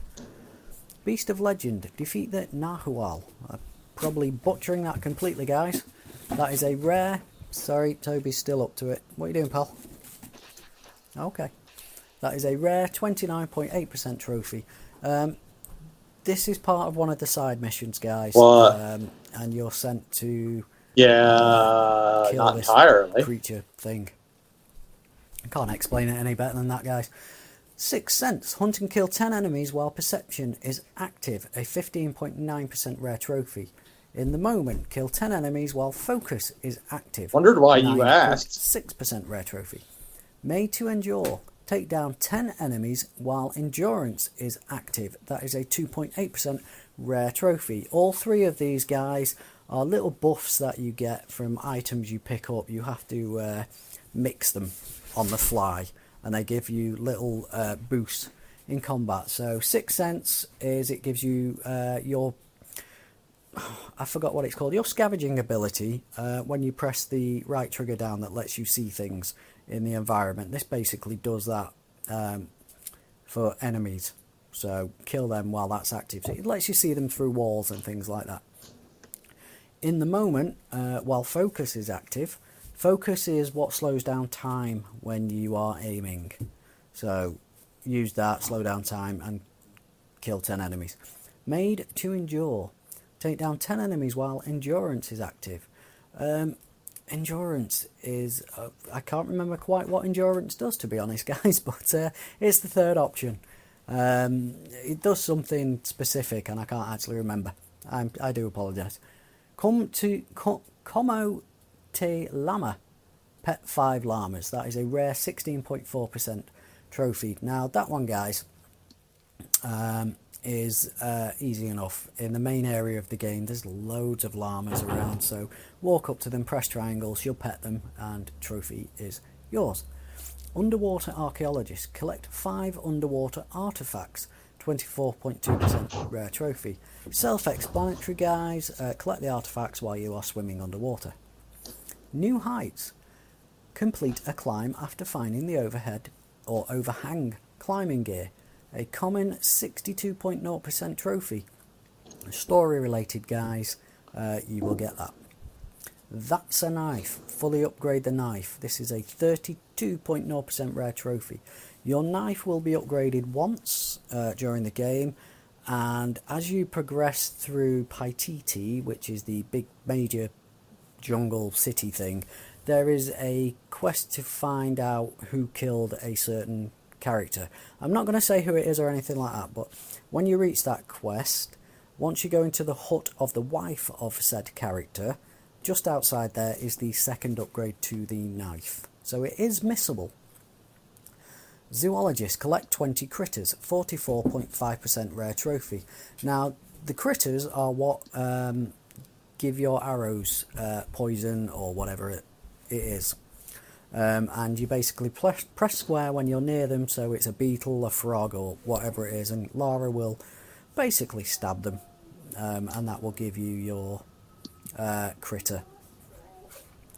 Legendary Hunter, hunt and loot 5 rare animals, a 29.7% rare trophy. These show up on the map, guys, so they're easy enough to find, and the game will tell you when one is near. So just hunt and loot 5 of those. Untold Riches, gather 40 gold ore, 59.6% common trophy, so easy enough, gather the ore. Marksman, perform 20 headshots with the bow, that is a 30.3% common trophy. First Blood, perform a stealth takedown from a mud covered wall, that is a 72.1% common trophy. So cover yourself in mud and hide against a wall and perform a takedown. Unwelcome Guest, get rid of the pillagers outside of Kuak Yaku, 47.8% rare trophy. That's the first small city you go to, guys. It's one of the side missions that you need to do. I believe Hacken Fly, rescue Hacken from the cultists, a 38.8% rare trophy. Another side mission, that one, guys.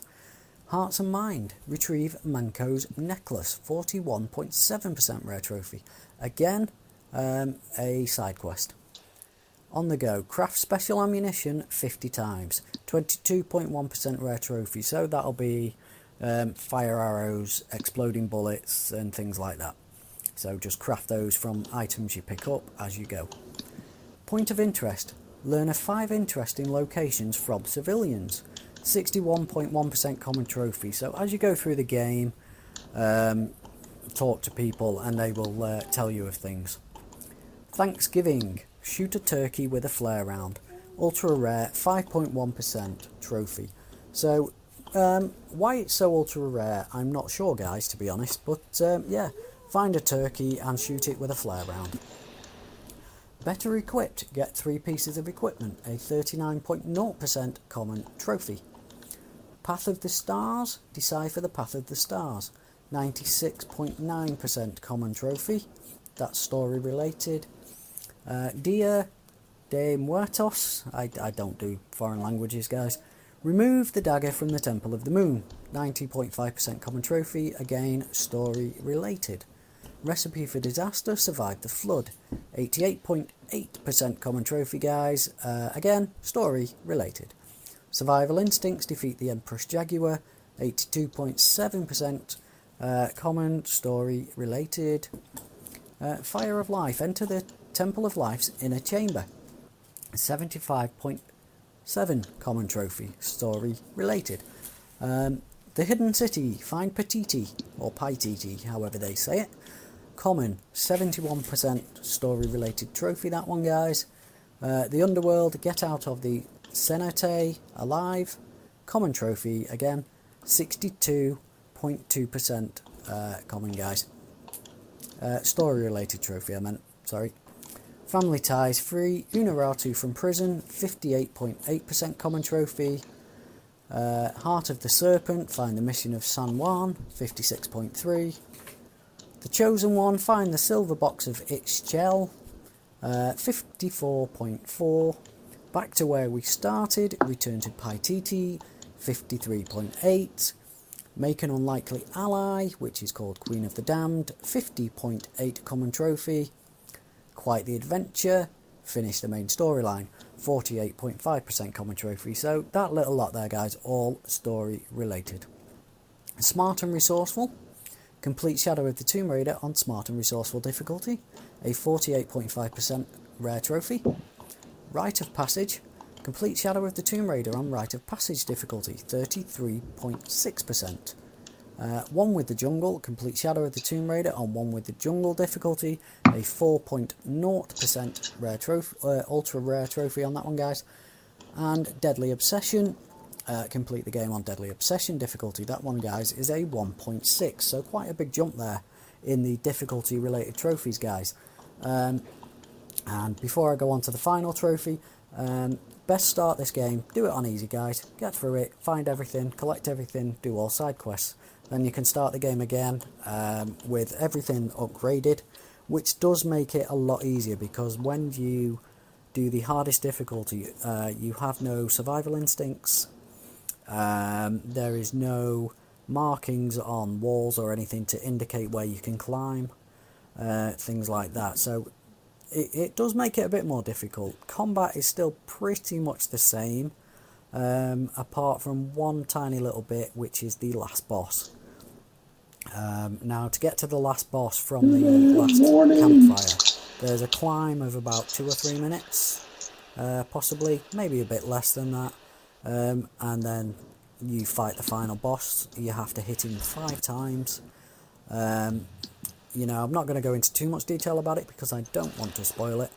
But if you die, you go all the way back down to the bottom and have to do the climb again, which can get annoying. It took me a few attempts to do it, but it is doable, guys.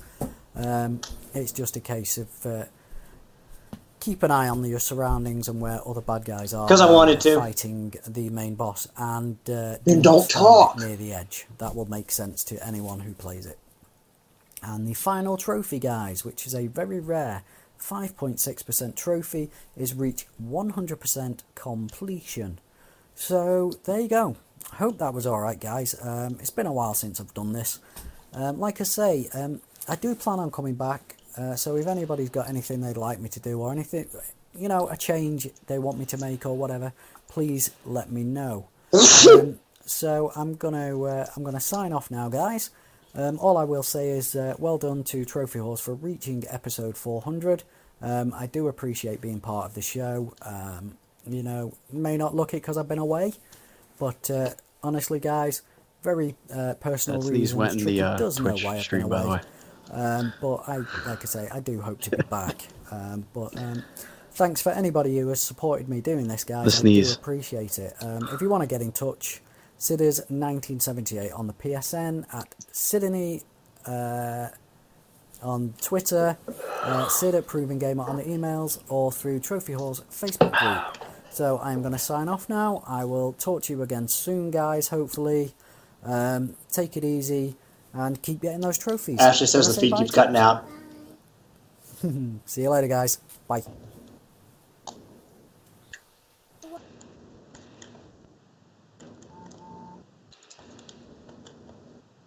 And we're back. Holy crap.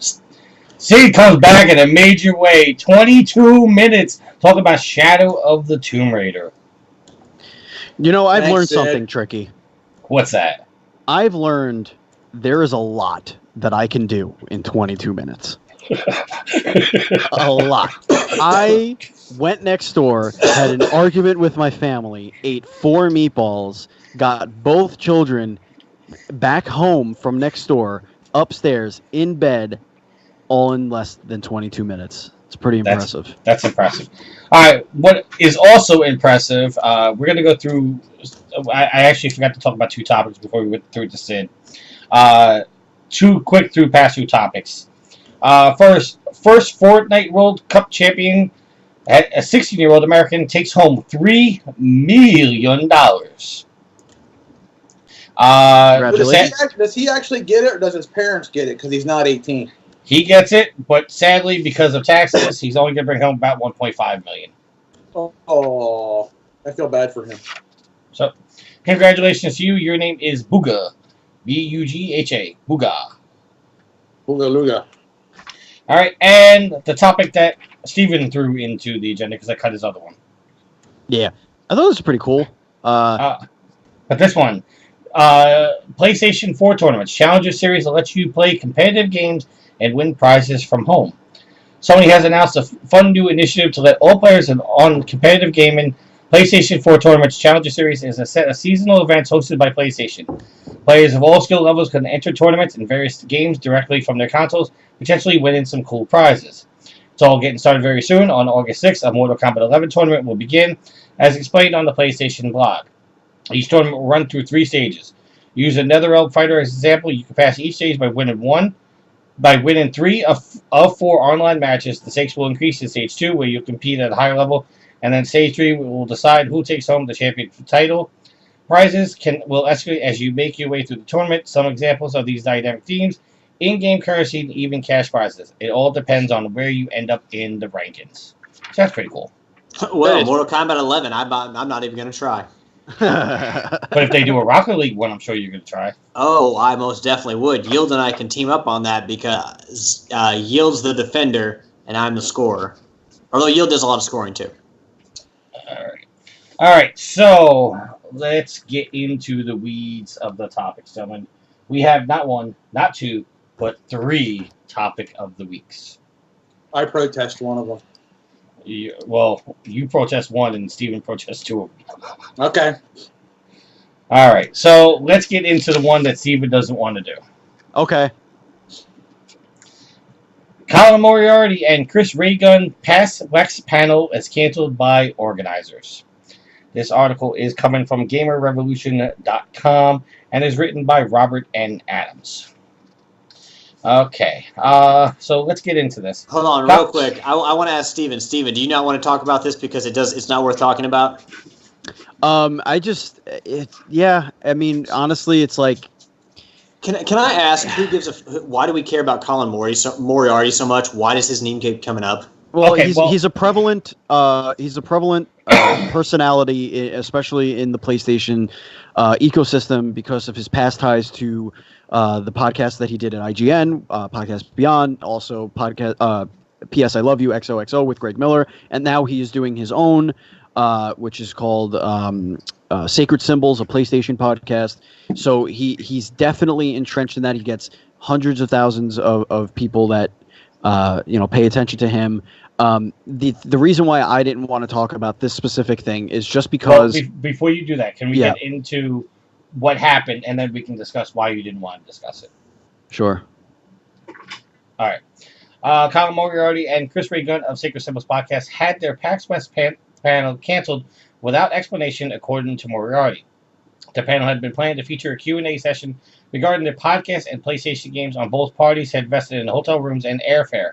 Now the 2 hosts of the podcast are trying to discover why PAX East suddenly canceled their panel and how they can go about getting refunds for themselves. And sorry, I had to flip the page. Okay, well, apparently that got cut off. Okay, so this all started by Colin tweeting out the following. He said that they canceled their panel, and in the email from the PAX team, it says, "Hello, Colin. Apologies, but we are unfortunately have to remove your panel from the PAX West panel 2019 schedule. We apologize for any confusion and are happy to still issue special guest badges for you and the folks you had designated as speakers, so you will still have access to the show on all 4 days. Thank you, the PAX team." So, do you want me to give the summary of why they did that? Well, because they don't say why, but there are definitely reasons why. Well, okay. Well, Colin is speculating that his panel was canceled because people don't like him. Okay. That's not what happened. So what happened was he got into a Twitter argument with somebody, and you know how he gets in arguments. Absolutely. He's very smart, but he can sometimes say dumb shit. And like I had said in our chat, he's a member of a fraternity. That fraternity is video game like industry or whatever. And when he takes that approach, and the reason why I didn't want to discuss it, I'll get to that in a second, but when you take that approach, you're going to bump heads with people. And what wound up happening is the person he was arguing with, I believe, also had a panel at PAX and probably reached out to them and said he's bullying me or whatever on Twitter, because that's how it came across. Whether or not that was his intentions is for another conversation altogether. And that the very next day they canceled his panel. Now, Yield had some questions before we started. Why does it matter? Whatever. It's because they advertised the panel for 3 weeks. They had their slot. Their fans bought tickets specifically to see them at PAX West. So, yes, it's a big deal. PAX didn't handle this right by not coming out and outright saying this is why. But the reason why I didn't want to talk about it is because regardless of how I feel about the situation, I personally am trying to get better at not talking shit about people I don't know. And with Yield here, and I'm obviously calling him a fake gamer is a joke. I didn't mean that. I'm just messing around. But I just don't like bringing that energy to anything. And okay. That's why I didn't want to discuss that, because it's going to become a conversation about Colin and his whatever. And personally, I don't know the guy personally. So, yes, what he puts out there comes off a certain way. But I'm not one to. I don't want to judge or take a hard line stance against something in that way, because I just don't want to put anybody down, whether they're the perceived good guy or villain. I kind of want to step away from that shitty part of the internet. Okay. To your point, let me be clear. I am. Well, I'm not gonna say I'm a very close friend to Colin, but I do know Colin personally. I actually have his cell phone number in my phone. I could call him. I haven't done that in such a long time. But I did not want to get into why it was canceled. I want to get into the fact that what PAX did was absolutely wrong, because you send him an email saying your panel's approved, go ahead and advertise it, it's no secret, tell everybody you're going. And there are a certain percentage of people who bought PAX passes to go see him. Because Colin, I think, Steven, you know this, he's very much an introvert. He doesn't like being out in public. He gets panic attacks, stuff like that. Him being out in public is a rare thing. So he decided, this is going to be his opportunity to go out, spread his show, blah, blah, blah. But what pisses me off about this is how PAX handled it. Now, personally, I will tell you, I have applied for PAX badges before.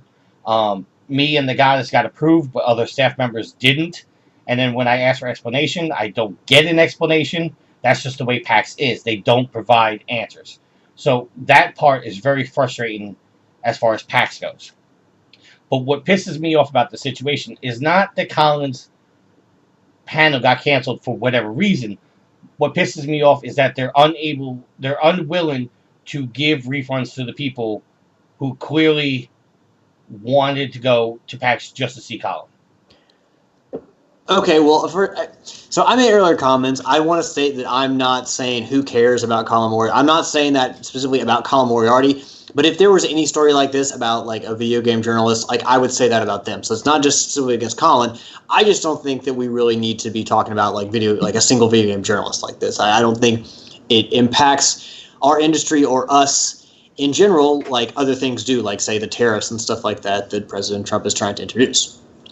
So it's not like a hit just against Colin. I just don't think we should be talking about any video game journalists on this show. I just don't think, unless they do something really fucked up, something like that. I agree that PAX handled this really poorly, awfully. In fact, they could not have handled it worse. But I also think that, I mean, again, if you're going to PAX to see one person, you're kind of wasting your money. PAX is a much larger experience. So if you're going to see Colin and his show, like, it should be part of your entire PAX experience. Why are you spending money to go see one person? Well, because that's the person that that's the person that they connect with, and maybe they don't connect with the industry as a whole. Like, for example, he does a whole political YouTube channel. He talks about politics and history. His history stuff is amazing. The research he does and the shit you can learn about American history, it's amazing. Maybe somebody wants to see him for that, or get something autographed for that, or like to talk, whatever. But if somebody decided to go to PAX to see us, to see Trophy Whores, the one person, and then we got shit canned, and they were like, well, like, if JT wanted to come see us at PAX, and then they canceled on it and won't tell him or us or anybody else why, that is a problem. But and not to mention that not everybody's local. I mean, this is PAX West is out in Seattle. If somebody like us, okay, let me clarify. Also, PAX has offered to refund Colin and Chris their airfare and their hotel, what they spend out if it's non-refundable, but they're not willing to give it to any guest. And so Steven's point a second ago is the example I was going to use. If we got approved, long story short, 2 years ago, I put us in to do, either it was Trophy Wars 250 or Trophy Wars 300, would happen to land on the exact weekend of PAX. And we got disapproved. But say we got approved, and then 3 weeks later they come along and say, okay, your panel's canceled, after we advertised on the show. Not that our guests, like our listeners, would be holding us accountable, but it's a pretty shitty thing. And, like, I can understand Colin's feeling at this moment. It's like, listen, I advertised for you, and you're not even giving me a reason. Like, give him a reason. Give him something to say, okay, listen, I crossed the line, or PAX feels I crossed the line on such and such thing. It's a pretty shitty thing for it to happen. And that's where my anger comes from, because if I bought PAX passes just to go see Colin, then I'd be pissed. It's no different than, me and Steven are Ranger fans. If we found out that Mark Messier, Mike Richter, Brian Leach, and Adam Graves were all going to be at a certain Ranger game, and then, we busted our asses to make sure that we could get to that Ranger game just to meet them, and then for whatever reason the Rangers come out and say, oh, nope, they're not coming no more, we'd be pissed. Yeah, but here's the thing, like, we're going to that thing just to meet them. You talk about, his history channel, like the part of the things that he does for history and politics on YouTube. He's going to PAX. He's not going to be talking about that. He's not going to PAX anymore. Well, if he was going to PAX, if he had a panel at PAX, he'd be talking about video games. He's not going to sit there and talk about the history side of things or the politics that he believes in. It was a PlayStation. It was his PlayStation podcast panel. So clearly, if you're going to PAX and you're going to that panel, you're interested in video games. Not if that's the only way you're going to meet somebody that doesn't leave his house and go to public places to meet people. That's what I'm saying. Like if in Comic-Con, if Shuhei Yoshida is going to Comic-Con, I'm going to a non-video game place to meet a video game dude, because it's it's someplace where he's going to be or whatever, like here in New York City. It's that I don't like that argument, just because it's, if there are celebrities you meet that have nothing to do with video games at a PAX or an E3, and if you find out, like if you say, hey, what's his name, Keanu Reeves is going to be at E3. If people knew that and they're like, I got to go to E3, I'm going to, whatever, I'll wait outside. People make those decisions. I'm not saying they're the right decisions. I wouldn't necessarily. I don't think any of us are saying those. That's the right decision. You're breathtaking. But there are people that love Yield, and want to see him and want to go meet him. So, what if he's going to Barnes and Noble? Right. It's just the point that PAX handled this so badly.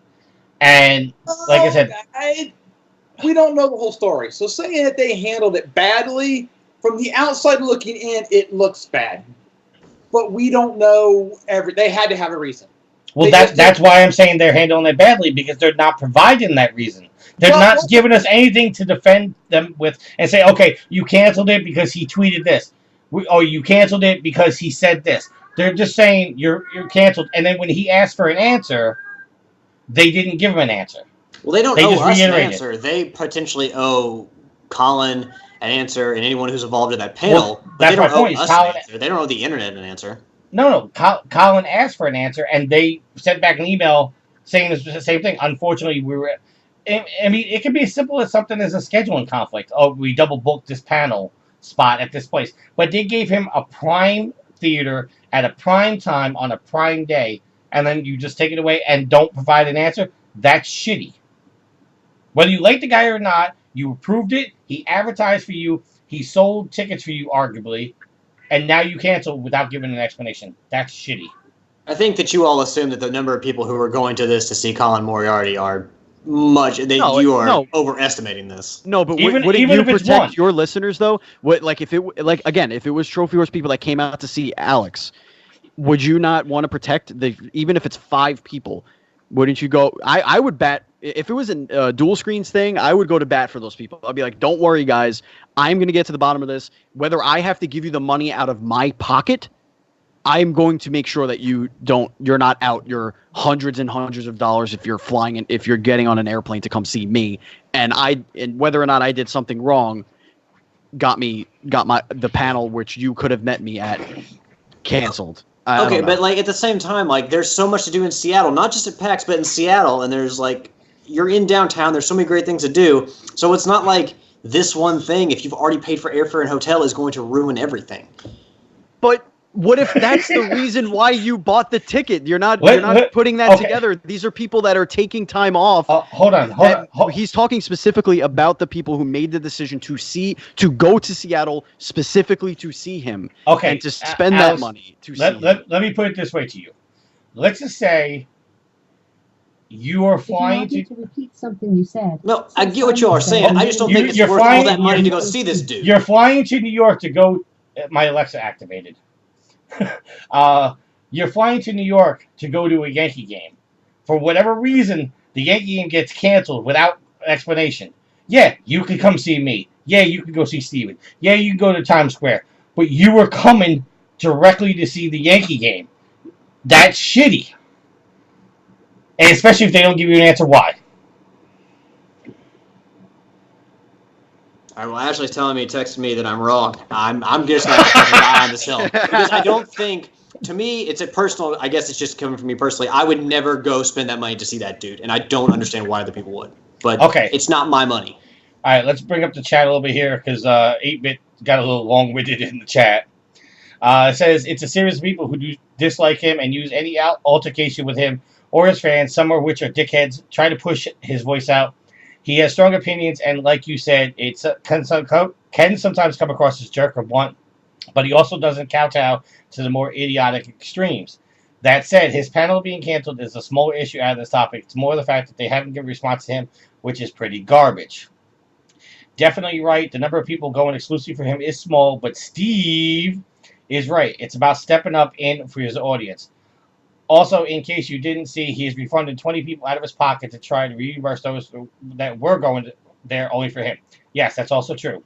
He put out a message saying 20 people, the first 20 people that respond to him and that say to him, I was only going to PAX for you, he's paying the $55 for their ticket. So he's throwing out over $1,000 of his own money to reimburse these people. So what about the people who couldn't respond in that time?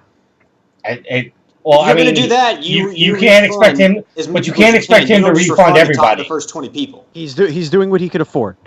You can't expect him to refund because even in his post, he said, "I'm not going to fact check this to make sure you're actually telling me the truth."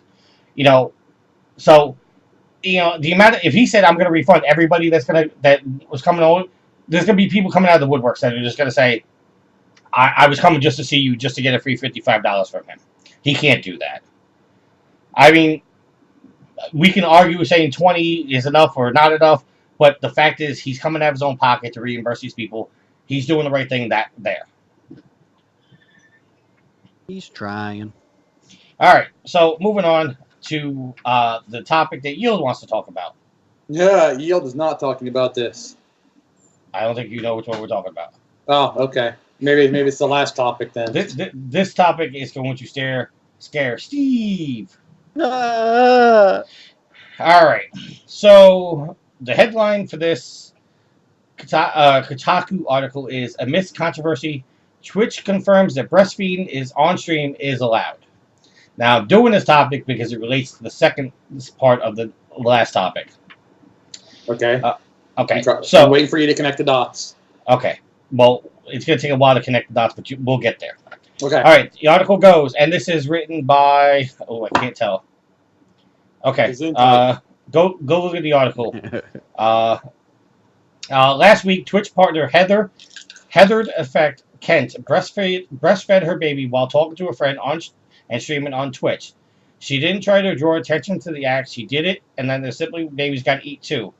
However, Twitch ended up deleting a clip of the moment, and the incident sparked a debate about whether or not breastfeeding should be considered sexual content. Now Twitch has weighed in, saying that breastfeeding does not violate its terms of service. Quote, I think it's amazing that we're able to influence a huge company like Twitch, Kent said in an email to Kotaku. This is such an amazing win. Twitch reached out to Kent in an email, which he forwarded to Kotaku. In it, the company explained that the safety ops team member that decided to remove the clip was put in a, quote, difficult position, end quote, since they had to make a judgment call on something that, quote, has not previously occurred on Twitch, end quote. Discussions between internal Twitch teams followed, and they collectively decided that breastfeeding on the platform is in fact allowed by Twitch's terms of service. Quote, as you so eloquently put it, breastfeeding is not lewd, and we agree with you. I hope this clears your mind of concern. You did nothing wrong. End quote. In the near future, Twitch plans to update its community guidelines to be more explicit about what is and isn't allowed. Now, I bring this up because some of the blowback from this has said that there are going to be women who use their children to bypass the nudity rules on Twitch. Well, absolutely. Everybody's going to find a loophole. So there are far other websites that do that. If you're going to, bring sexuality into a stream, there's far more places that you can do it than on Twitch. But my question to you, before we link this into the next one, is should breastfeeding be allowed on a Twitch platform? Yes, mothers breastfeed in public. It's fine. There's nothing wrong with it. It's nothing to be ashamed about. You don't have to stare like a weirdo. Just go on about your day. She can go on about her day. She's got to feed her kid. It's not an issue. Steven? This isn't the fucking 1800s. It's not sexual. Yield? If she's squirting the milk at the camera, I mean, come on. Yeah, sure. Maybe don't do that. People are going to think what they're going to think. You can't change their mind. I mean... Okay. Listen, both my kids were breastfed. I don't care. Okay, if a woman wants to do that, that's fine. Okay, then I'm going to be the outlier on this. Of course you are. I firmly believe people should be able to breastfeed in public and whatnot, but I think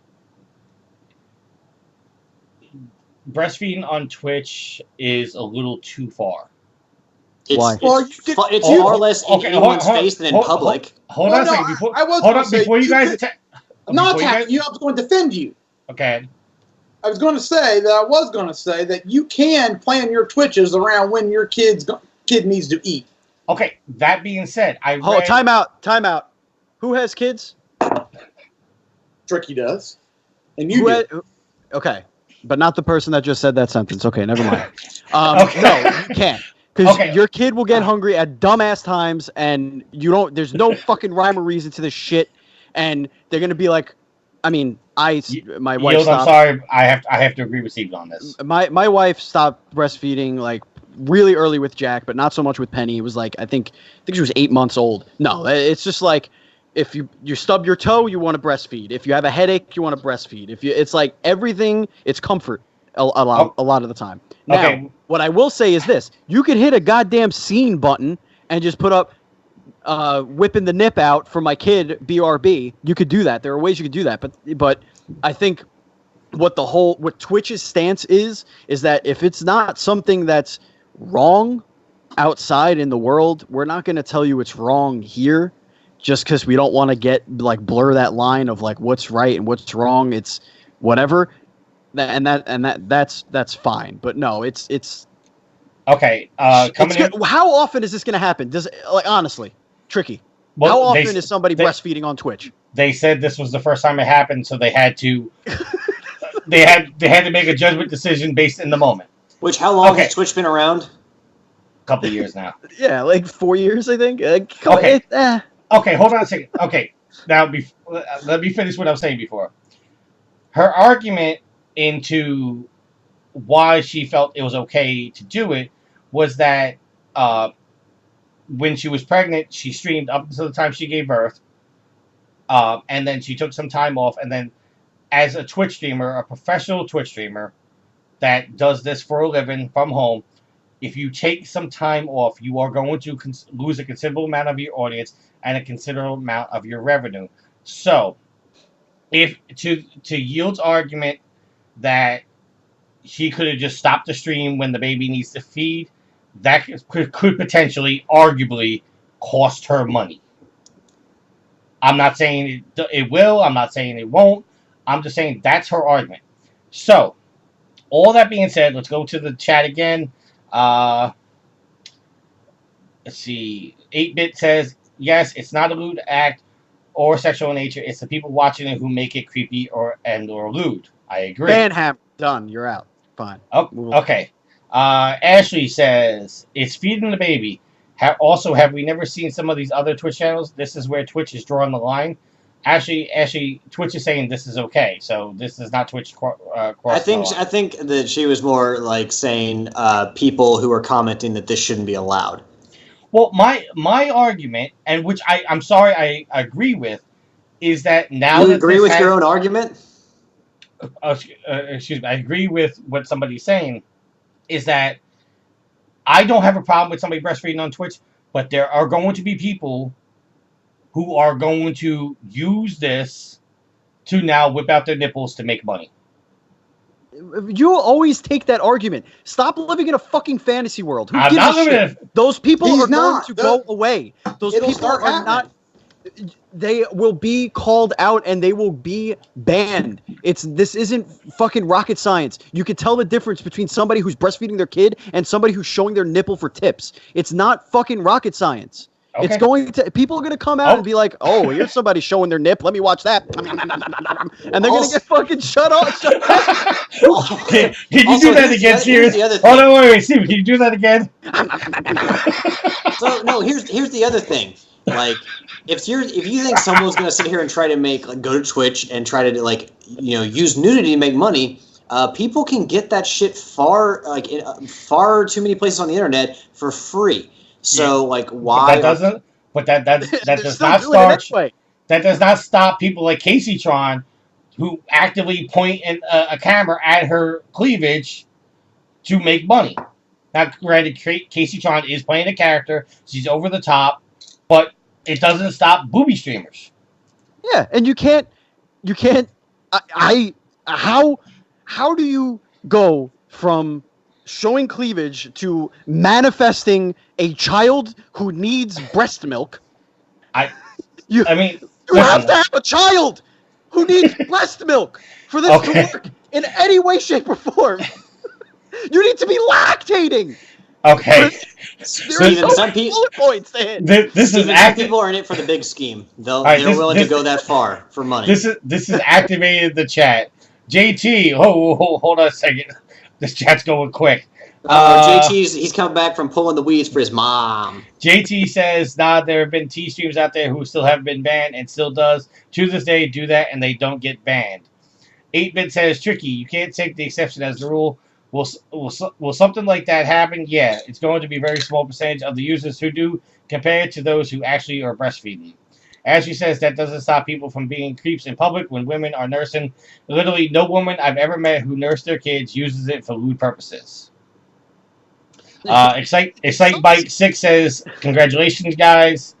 And CJ says, I think it's game dependent. It would be all breastfeeding in Horizon Zero Dawn. I don't get that reference, but okay. So moving on. Sometimes when you're breastfeeding, those nips become like little AAA batteries. I don't want to see that shit on Twitch. Okay, moving on.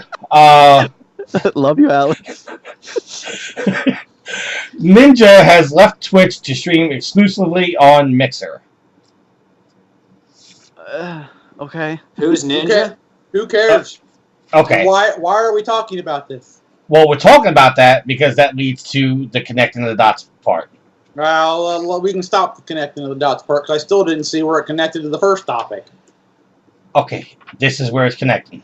Aye. Mixer, Ninja's new streaming platform, is criticized for seemingly strict clothing guidelines. Wear clothing. Hold on. No shoot, no This shirt, art- no shoes, no service. This Damn article, right, Alex. this article is coming from IGN. It's written by Joseph Knoop. I don't know. Mixer, the streaming platform that recently managed to sign Ninja to stream exclusively on their service over Twitch, is being criticized for what some call strict and likely sexist clothing guidelines. Mixer's official clothing guidelines states that, quote, there are some limits to what streamers can wear on camera. Our rules on clothing attempt to allow for expression while still keeping things safe for the worldwide variety of audience members that make use of our site.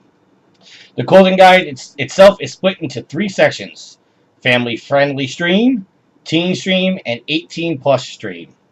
By Mixer standards, a family-friendly stream must meet the standard of clothing must cover the entire body from a few inches above the bust line.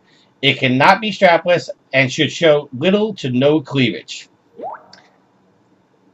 Similarity, a teen stream is allowed to, quote, show more than a hint of cleavage, end quote, but clothing must still be strapless and cover the entire body.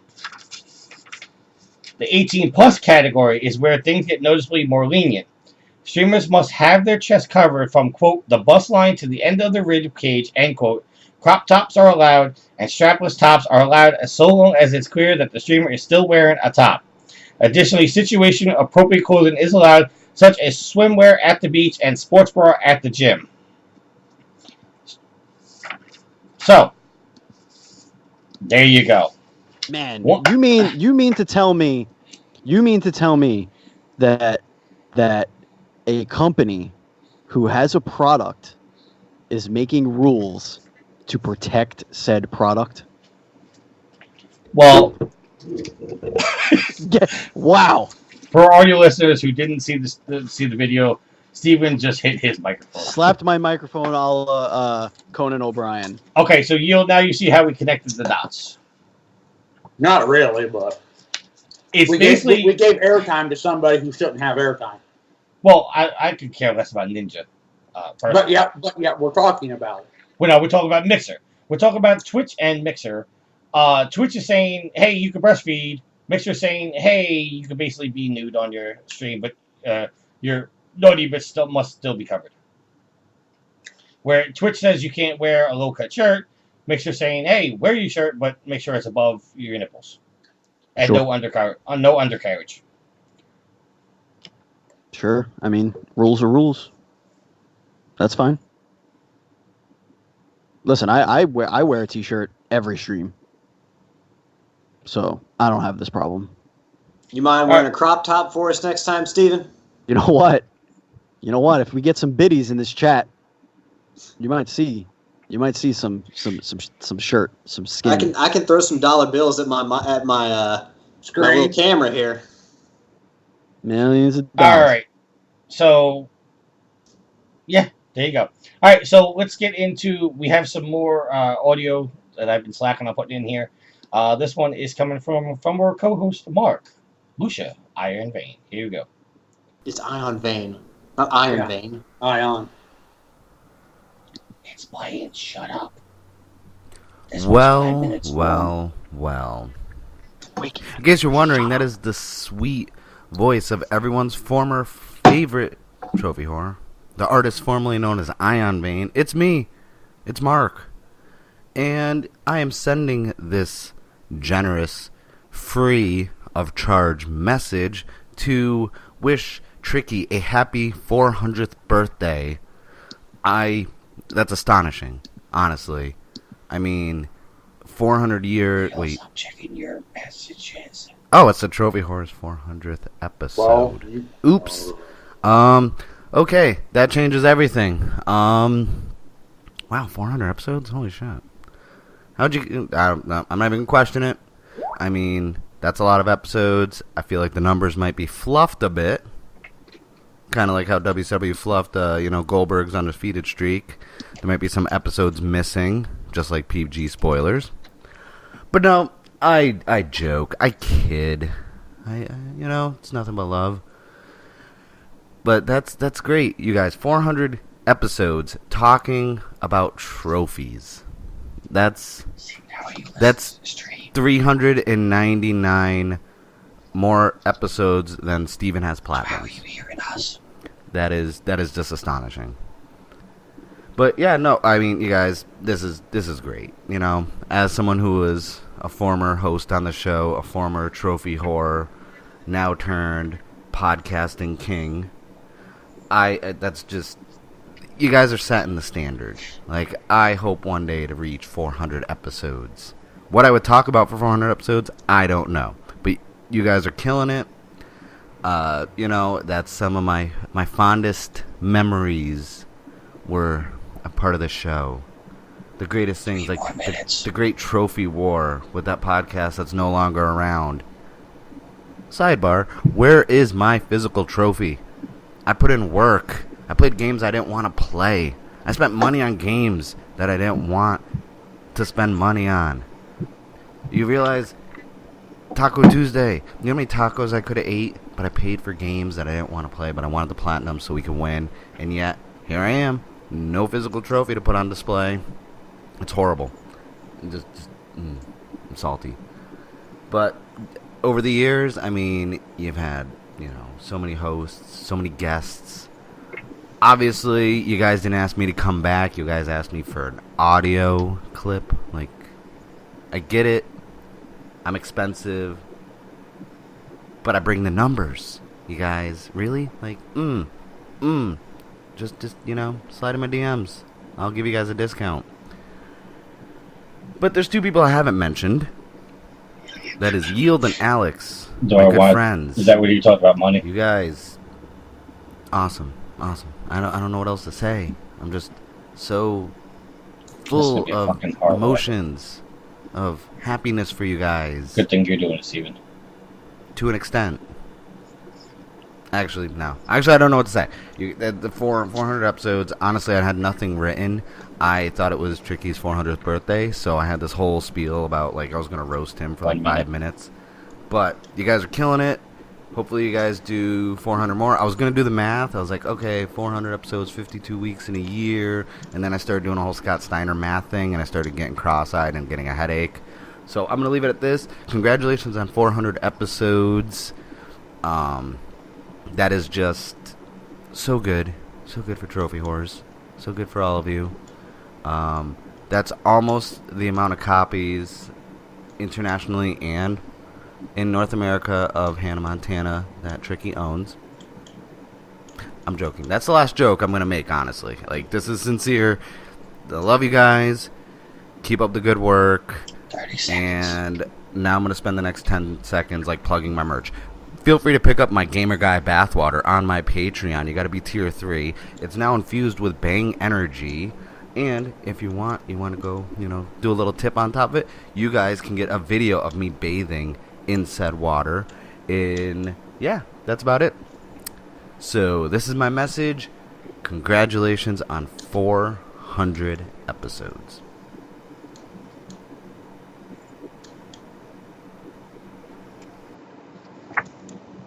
All right, thank you, Mark.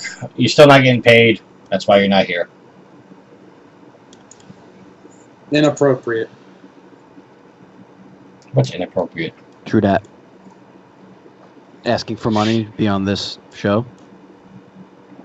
That's what's inappropriate. All right. Now, she's going to get a shout out later in the show, but we have the Goddess. Hey guys, it's the Goddess here. I want to congratulate you guys on your 400th episode. I listen to you guys record every weekend and listen to how you guys agree and disagree on topics and on games. I must say, it's fun watching Tricky get mad and annoyed when you guys disagree with him. We had a wonderful time at PAX East a few years back, and we got to go on the show floor, do interviews, and record in our hotel room.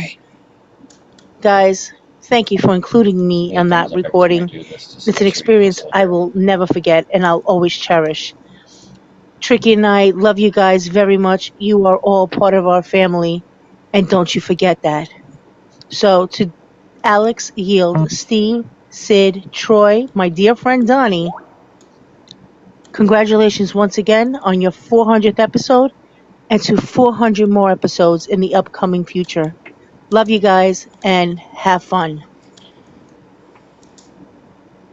All right. Thank you, Goddess, who's literally in the next room. All right, so let's break this down a little bit because I don't want to just do audio after audio after audio. Let's do some emails we got. He's been very active in our chat and has wondered if I got his email. And yes, I got your email, JT. JT says, hey, all them trophy horror peoples. JT here saying congratulations on your 400th episode and wish you all the best in your next platinum journeys. Let it be stupid, easy platinums or an epic grind adventure or even an 8 or higher out of 10. Keep being you and keep doing the podcast. Great work thus far. From Siegel, or as you all know me as JT or John Tancredi. So, JT... That's the real man, myth, and legend right there. John Tancredi. I don't know about that. Steven's already advocated not to do the housekeeping. Alright, let's see. Who else we got? We got some more audio. Let's do an audio here. Let's do Pac-Man Polar Bear. What's going on, everybody? This is Pac-Man Polar Bear, wishing the Trophy Horse podcast, all you guys, congratulations on 400 episodes. Few shows get past 100 episodes, let alone 200, let alone 400. You guys make an awesome show. I'm so proud of you guys. Congratulations on the big 400. Catch you on the flip side. All right, thank you, Pac-Man. Let's get another email. This one coming from 8-Bit Armorer. Said, sorry, this is an audio clip. That's perfectly fine. But wanted to give you my shout out and congratulations for you guys for 400 episodes. It's very entertaining to hear the back and forth between the day's topics and descent into general madness over trophy chumping or whether or not getting the trophy. Go Speed Ratchet Go will ever be attained by Tricky. I look forward to the next 400 episodes. Raised a platinum trophy shaped cup. Cheers. I love how I gotta get me one of those cups. I love how everybody that's done these is saying, hey, congratulations on 400 episodes. Let's see another 400 more. Like, motherfucker, it's been 8 years to get to this point. Let's get past the next year. Alright, so, next We'll be one. long dead by then. The next email, the next audio is coming from the man who will not play Rock Band. Homer Gets Stuffed.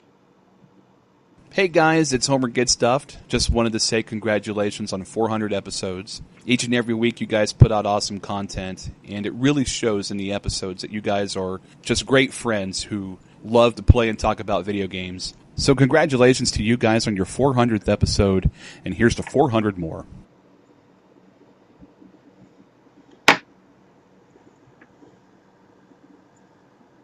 Alright, thank you, Homer. Steven, you heard that, right? I did. Okay, you can see the thumbs up. Sorry. Nope, no problem. This next email comes from Stephanie Owens, also known as Betty's Betty's Bombers. By the way, before I read her email, go to bettysbombers.org. It's a non-profit charity supporting our military and crew. Go check it out. It says, well, it uses our government names. It says, Tricky, the Goddess, and the TW crew. Congratulations on your 400th episode of Trophy Wars. May you all have the sanity to make it through another 400. Best regards. No promises. Alright, so our last two audios come from Jerome, and then we have one more after that, and then we get into our housekeeping. Here is Jerome.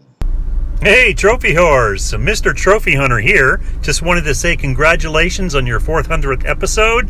Really enjoy listening to you to and from work. You make my commute fun. I enjoy the laughs, love the banter back and forth. But congratulations, Tricky Mick, Yield, Alex, and others that are part of the clan. Appreciate all you do in supporting the trophy hunting community and Proven Gamer. Keep it going, guys. All right, we're back. Steven, no thumbs up again. Okay. You're killing me, Smalls. It's so delayed. Alright, and this last one is coming from the Game Stuff crew, Kalai and Joe. Hi, this is Kalai from Game Stuff. Hi, this is Joe from Game Stuff. And we want to wish Trophy Horse a congratulations on their 400th episode. Without them, our podcast would not have been possible. Thanks, guys. Thanks for all the episodes. Thanks for all the laughs over the years. And congratulations on 400 episodes. Here's to 400 more. All right, thank you very much. Wow, that did not sound forced at all. Were you not in the room? Did you not have a gun directly against their foreheads? Okay, a little behind the scenes. They both they upload their show to a Dropbox, so I can see you can clearly see Kalai and Joe both put audio in, and then Kalai went in and edited it together to make it sound like a conversation. Well, yeah, I mean that's what I figured it was, but still. But they couldn't do it just while they were on a call together. I want to wish you a happy thing. We love you, Kalai. We love you, Joe. Thank you so much. Yes. All right, so gentlemen, that is going to bring us to the end of our show. So, Alex. Yeah. What's up? In only the best way you know how, let's do some housekeeping. Let's clean this shit up!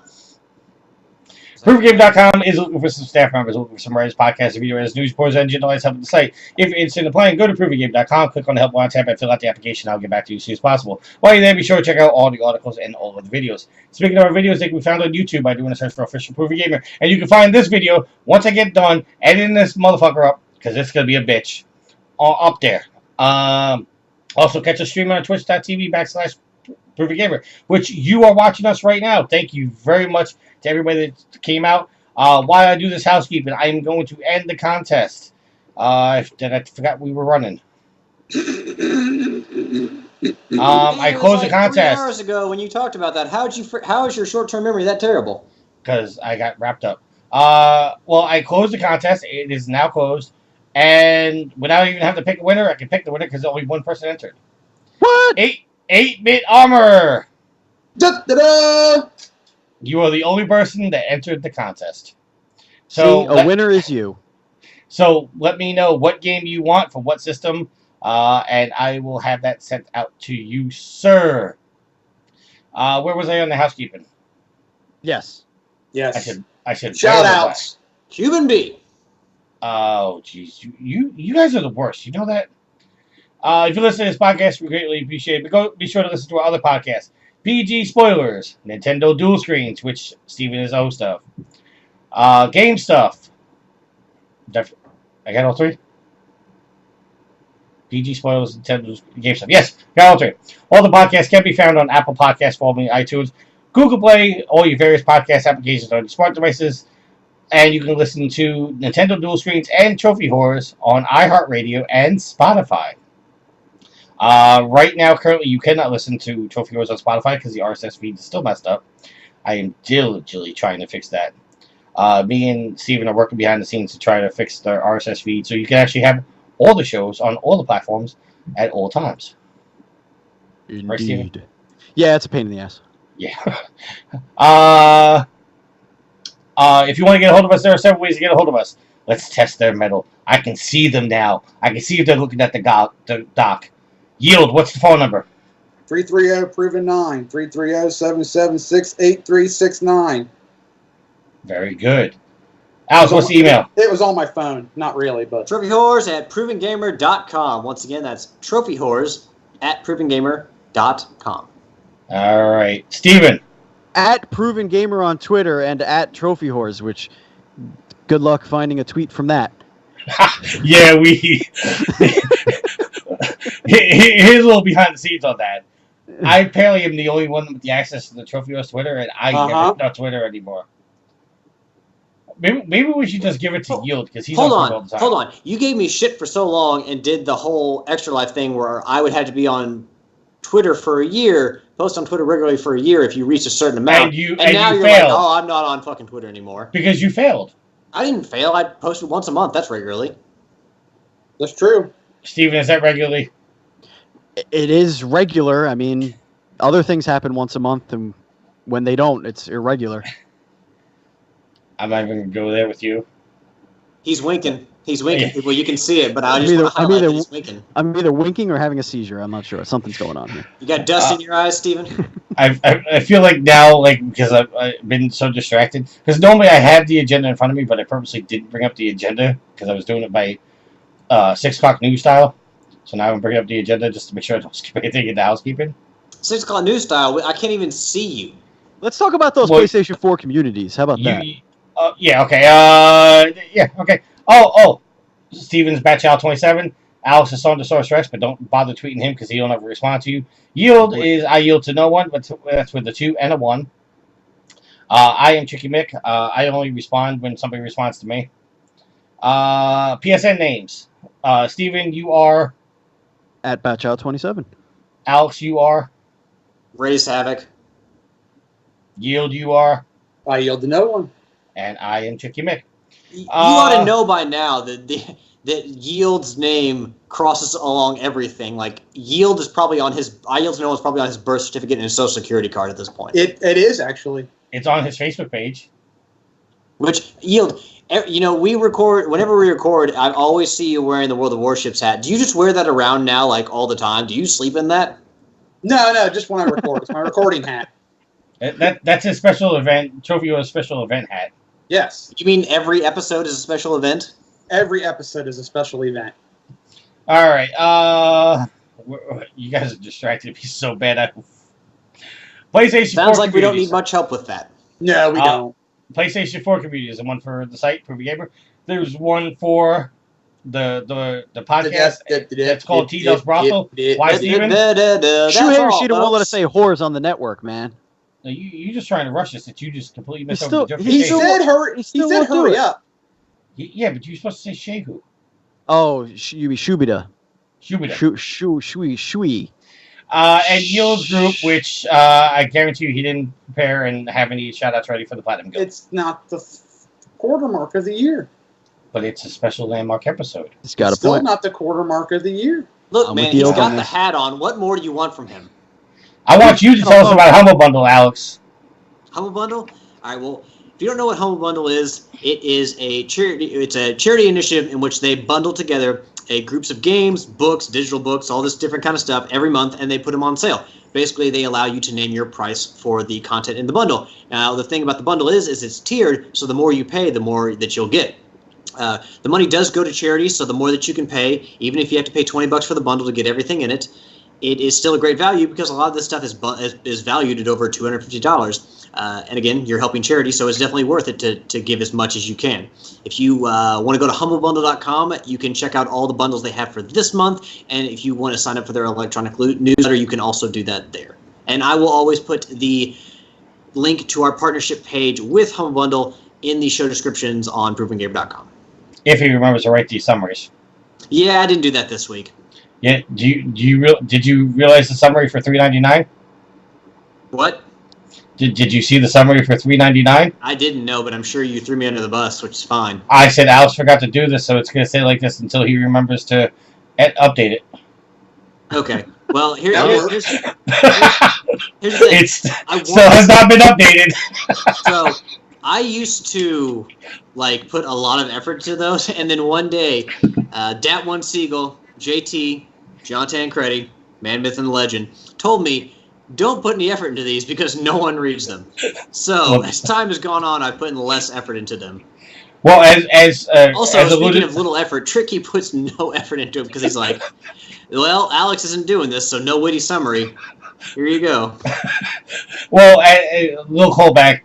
One of the reasons why we found out the RSS feeds mess it up is because there's too much text in the summaries. So wait, putting more text in the summaries is what's messing with the RSS feed?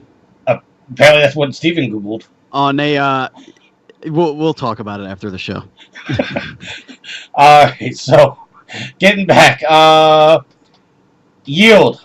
Yeah. Tell us about Amazon. It's not another river in Oh, South Jesus. America.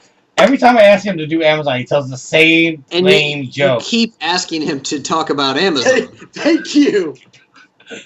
All right, Alex, Steven, tell us about Amazon. Amazon.com, that's a place. They're a billion-dollar company, multi-billion-dollar company. And apparently we found out and that you own Twitch. Yeah, and they purchased Twitch for almost $1 billion not too long ago. But anyway, we're like a little partner. You know what I mean? I mean, they didn't buy us for almost $1 billion, but it's close. If you go to Proven Gamer, yeah. If you go to provengamer.com and you click on one of those Amazon ads that looks like it's haunting your dreams because it shows you exactly what you're looking for, that's because it's an algorithm or whatever. And it pulls from your browser history. It's not creepy at all, guys. It's fine.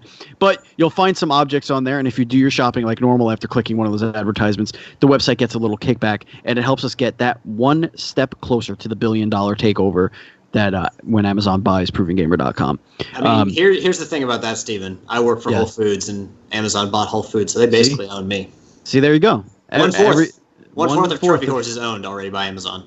There you go. We're almost there. And I and Tricky, well, Improving Gamer and Whole, but Tricky and I are both Twitch affiliates. So that essentially makes both of us one half owned by Amazon because we're not partners. So that's another one. Well, Tricky also buys enough shit from Amazon that he probably is a stakeholder in them already. Indeed. It's true I am. But if you have Twitch Prime, and how do you have that? That's because you have Amazon Prime. So if you have Amazon Prime, that means you have Twitch Prime, which means you can give us a free subscription. Costs you nothing. You're in here right now looking at us, looking at our beautiful faces. Don't you want it? Don't you want to give us your subscription? Just link your account. Just what you can do right now, today, is you could support 4 very hungry PlayStation gamers. And all we want to do is buy more cheap games that we could platinum very quickly, which I did research and try to do before the show, but I realized I don't have any time. You know, I thought we were going to Cloverfield Shaky Cam here, and we went to like those old like Christian videos, like, hey, support these kids in this place, that I always turned away from because it made me feel bad. Wait till you see what it looks like on Twitch. Remember me. Oh, I got a pro tip for you guys at the end, because you guys laugh at me about all my cheap platinums. I got a pro tip for you guys later. Oh boy. Yeah. So going back to wait, hold on. On that note, Tricky, since like we're now getting credit, I'm assuming they're still doing this, getting credit for the platinums we earn, like the monetary thing that they're, because like Sony is like keeping track of that and giving us money back for how much we're doing, right? Well, that's the pro tip. We'll go into the pro tip now. If you are on Sony Rewards, you get, as you get a certain number of silver, gold, and platinum trophies, every 10 platinums is 1,000 points. Every 25 gold is 100 points, and every 250 silver is 100 points. But all these platinums and trophies I'm popping up, I've earned over 34,000 points. And every 5,000 points is a free $50 PSN card. Ooh, look at you.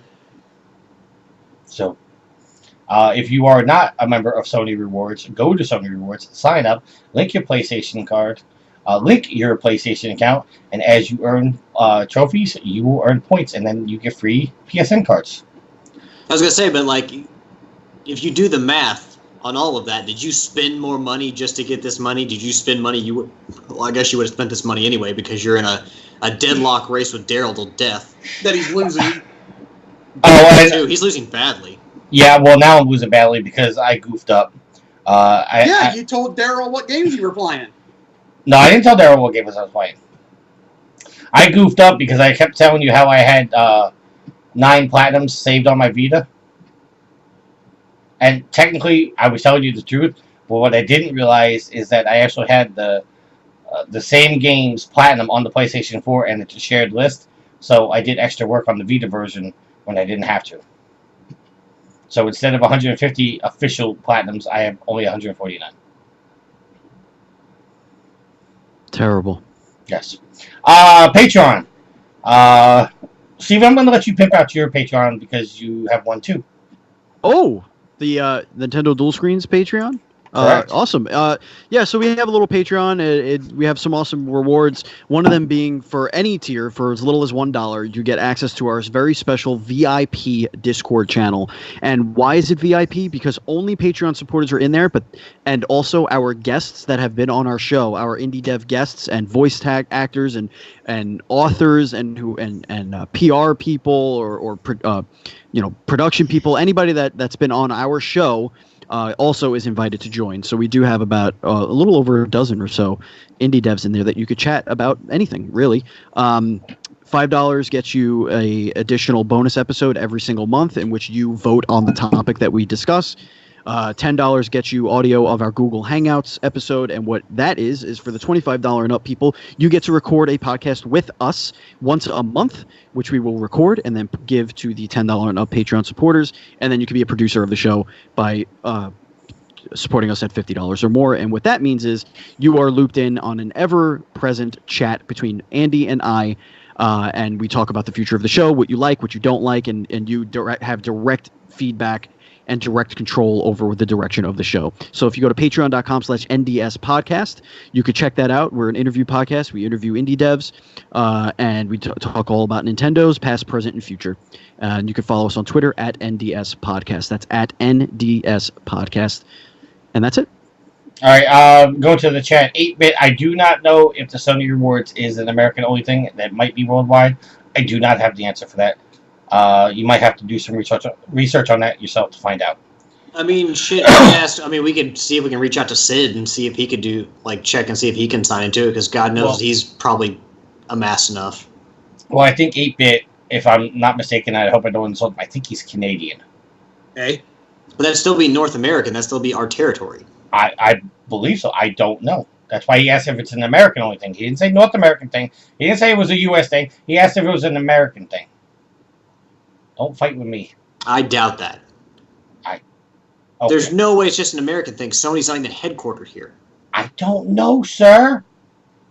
He asked a question. I'm answering the question. Don't roll your eyes at me.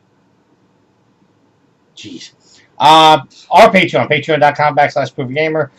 No matter what tier you support us at, I can't do it as eloquently, Steven. No matter what tier you decide to support us at, know that it's greatly appreciated and does keep the lights on. And, I'm going to let the cat out of the bag, guys. 2 years from now, Trophy Wars 500. I am going to have all 4 horrors in the same room. We are going to do a live podcast from a remote location, and Steven is going to have to suffer through it. Tricky, I know that you think I don't like you guys, but I do, and I don't mind hanging out with you. But just don't do it when my God, kids he's got have the to go to Stockholm syndrome. Jesus, he's got it real bad. Don't do it when the kids got to go to sleep. God damn it. Well, I can't control. See, the reason we're early today is because we're doing a live show, and I was hoping Sid would pop into the chat because it's like midnight for him right now. It's probably wasn't it midnight when we started? Yes. It's 8 hours. Is it 8 hours? Yeah, Greenwich Mean Time is 8 hours. So when it's 4 p.m. here, it's 12 there. Wow. Okay, I don't know exactly. Anyway, yeah. So, all right. So I'm going to give the most important job to Yield. Oh boy. Yield, tell us about Extra Life, sir.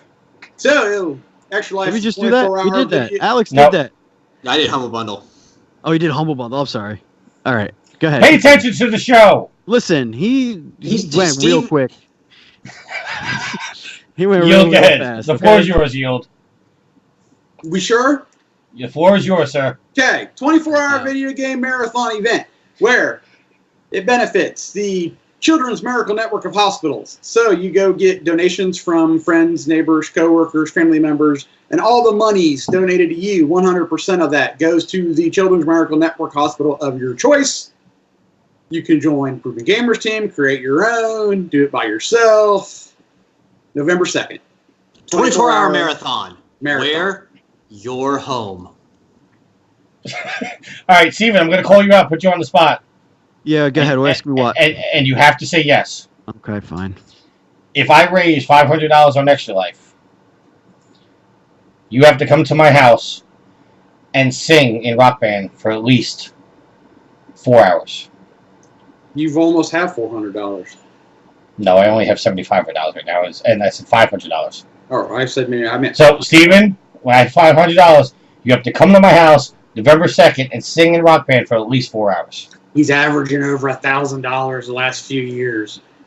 No, I know. Okay. I'm just making sure. He likes to leave out tidbits of information. Why you ruining my plan here? Because you like to leave out tidbits of information. If you raise $1,001, I will go to your house and sing Rock Band with you. Wait, hold on. May I say, how about 1,100? If he's averaging 1,000, let's let him actually. Let's let him hold on. Do some some harder work this year. Okay, hold on a second. Let's not start telling lies here. I broke $1,000 one time.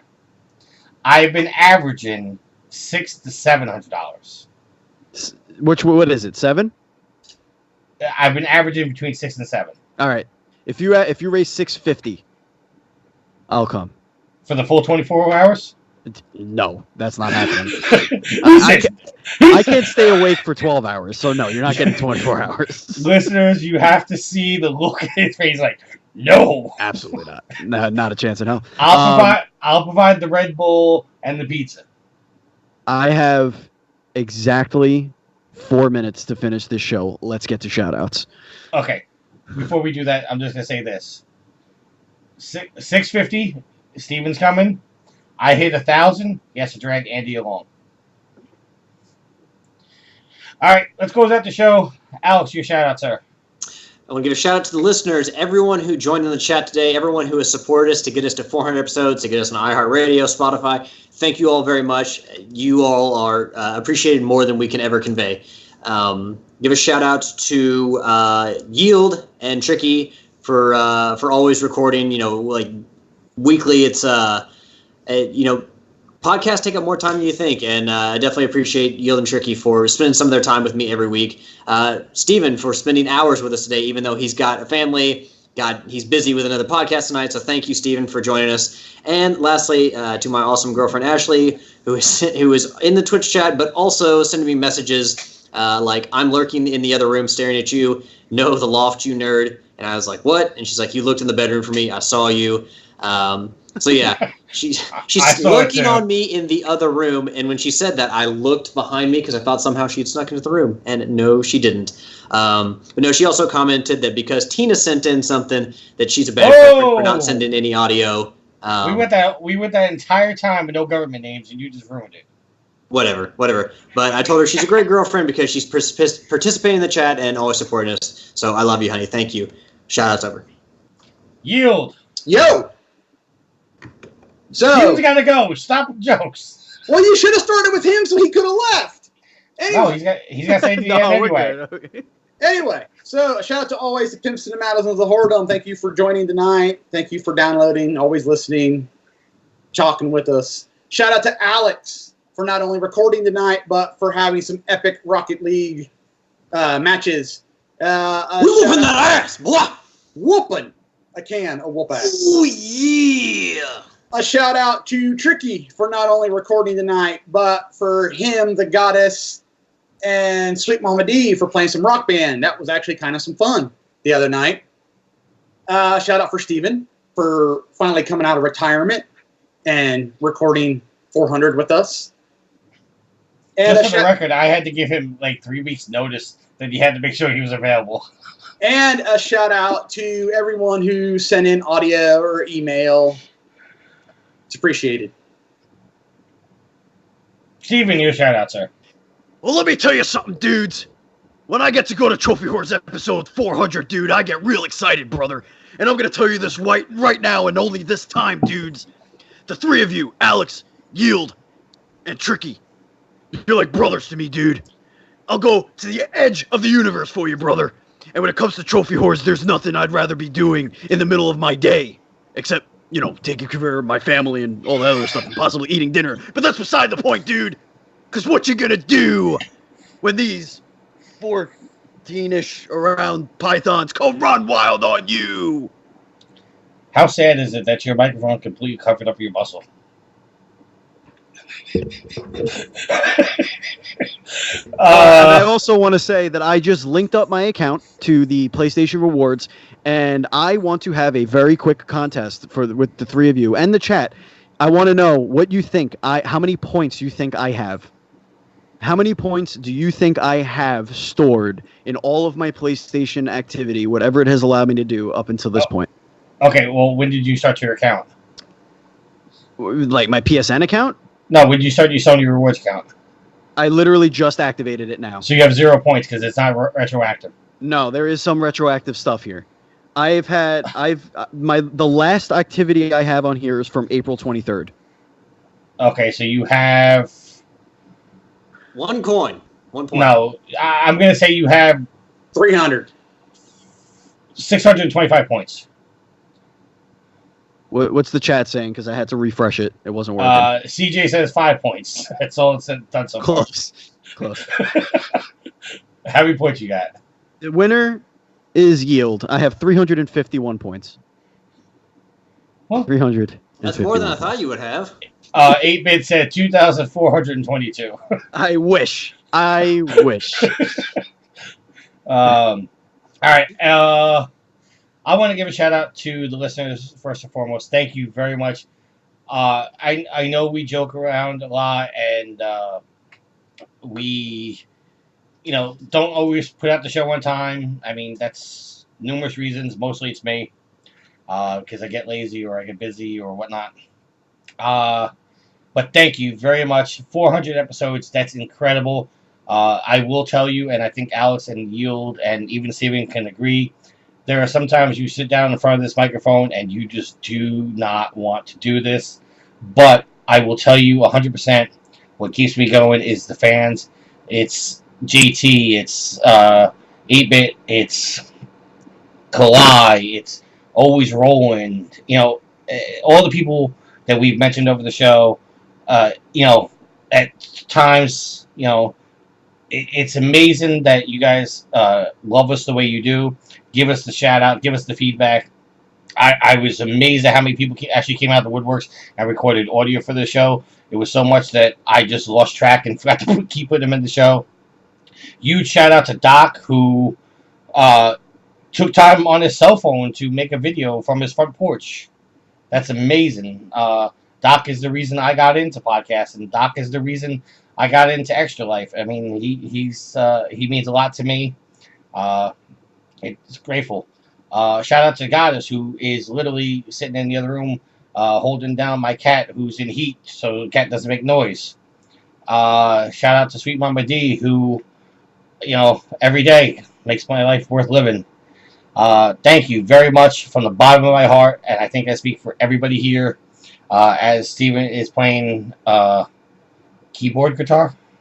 Sure. It's keytar. Come on. Let's not complicate this. Keytar.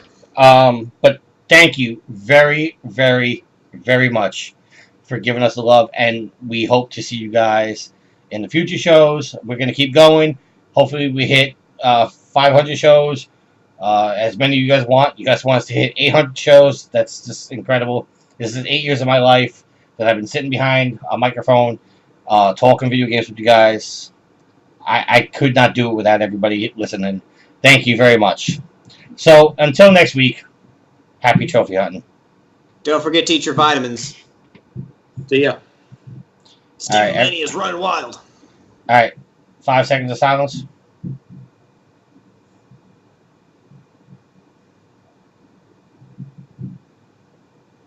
Five, four, three, two, one. And stop. 238.42. Correct. Sweet Mama Jesus. Get it. I know the chat can still hear me. Thank you very much, guys. This video will be up on YouTube as soon as I can. Thank you very much. I will talk to you guys later.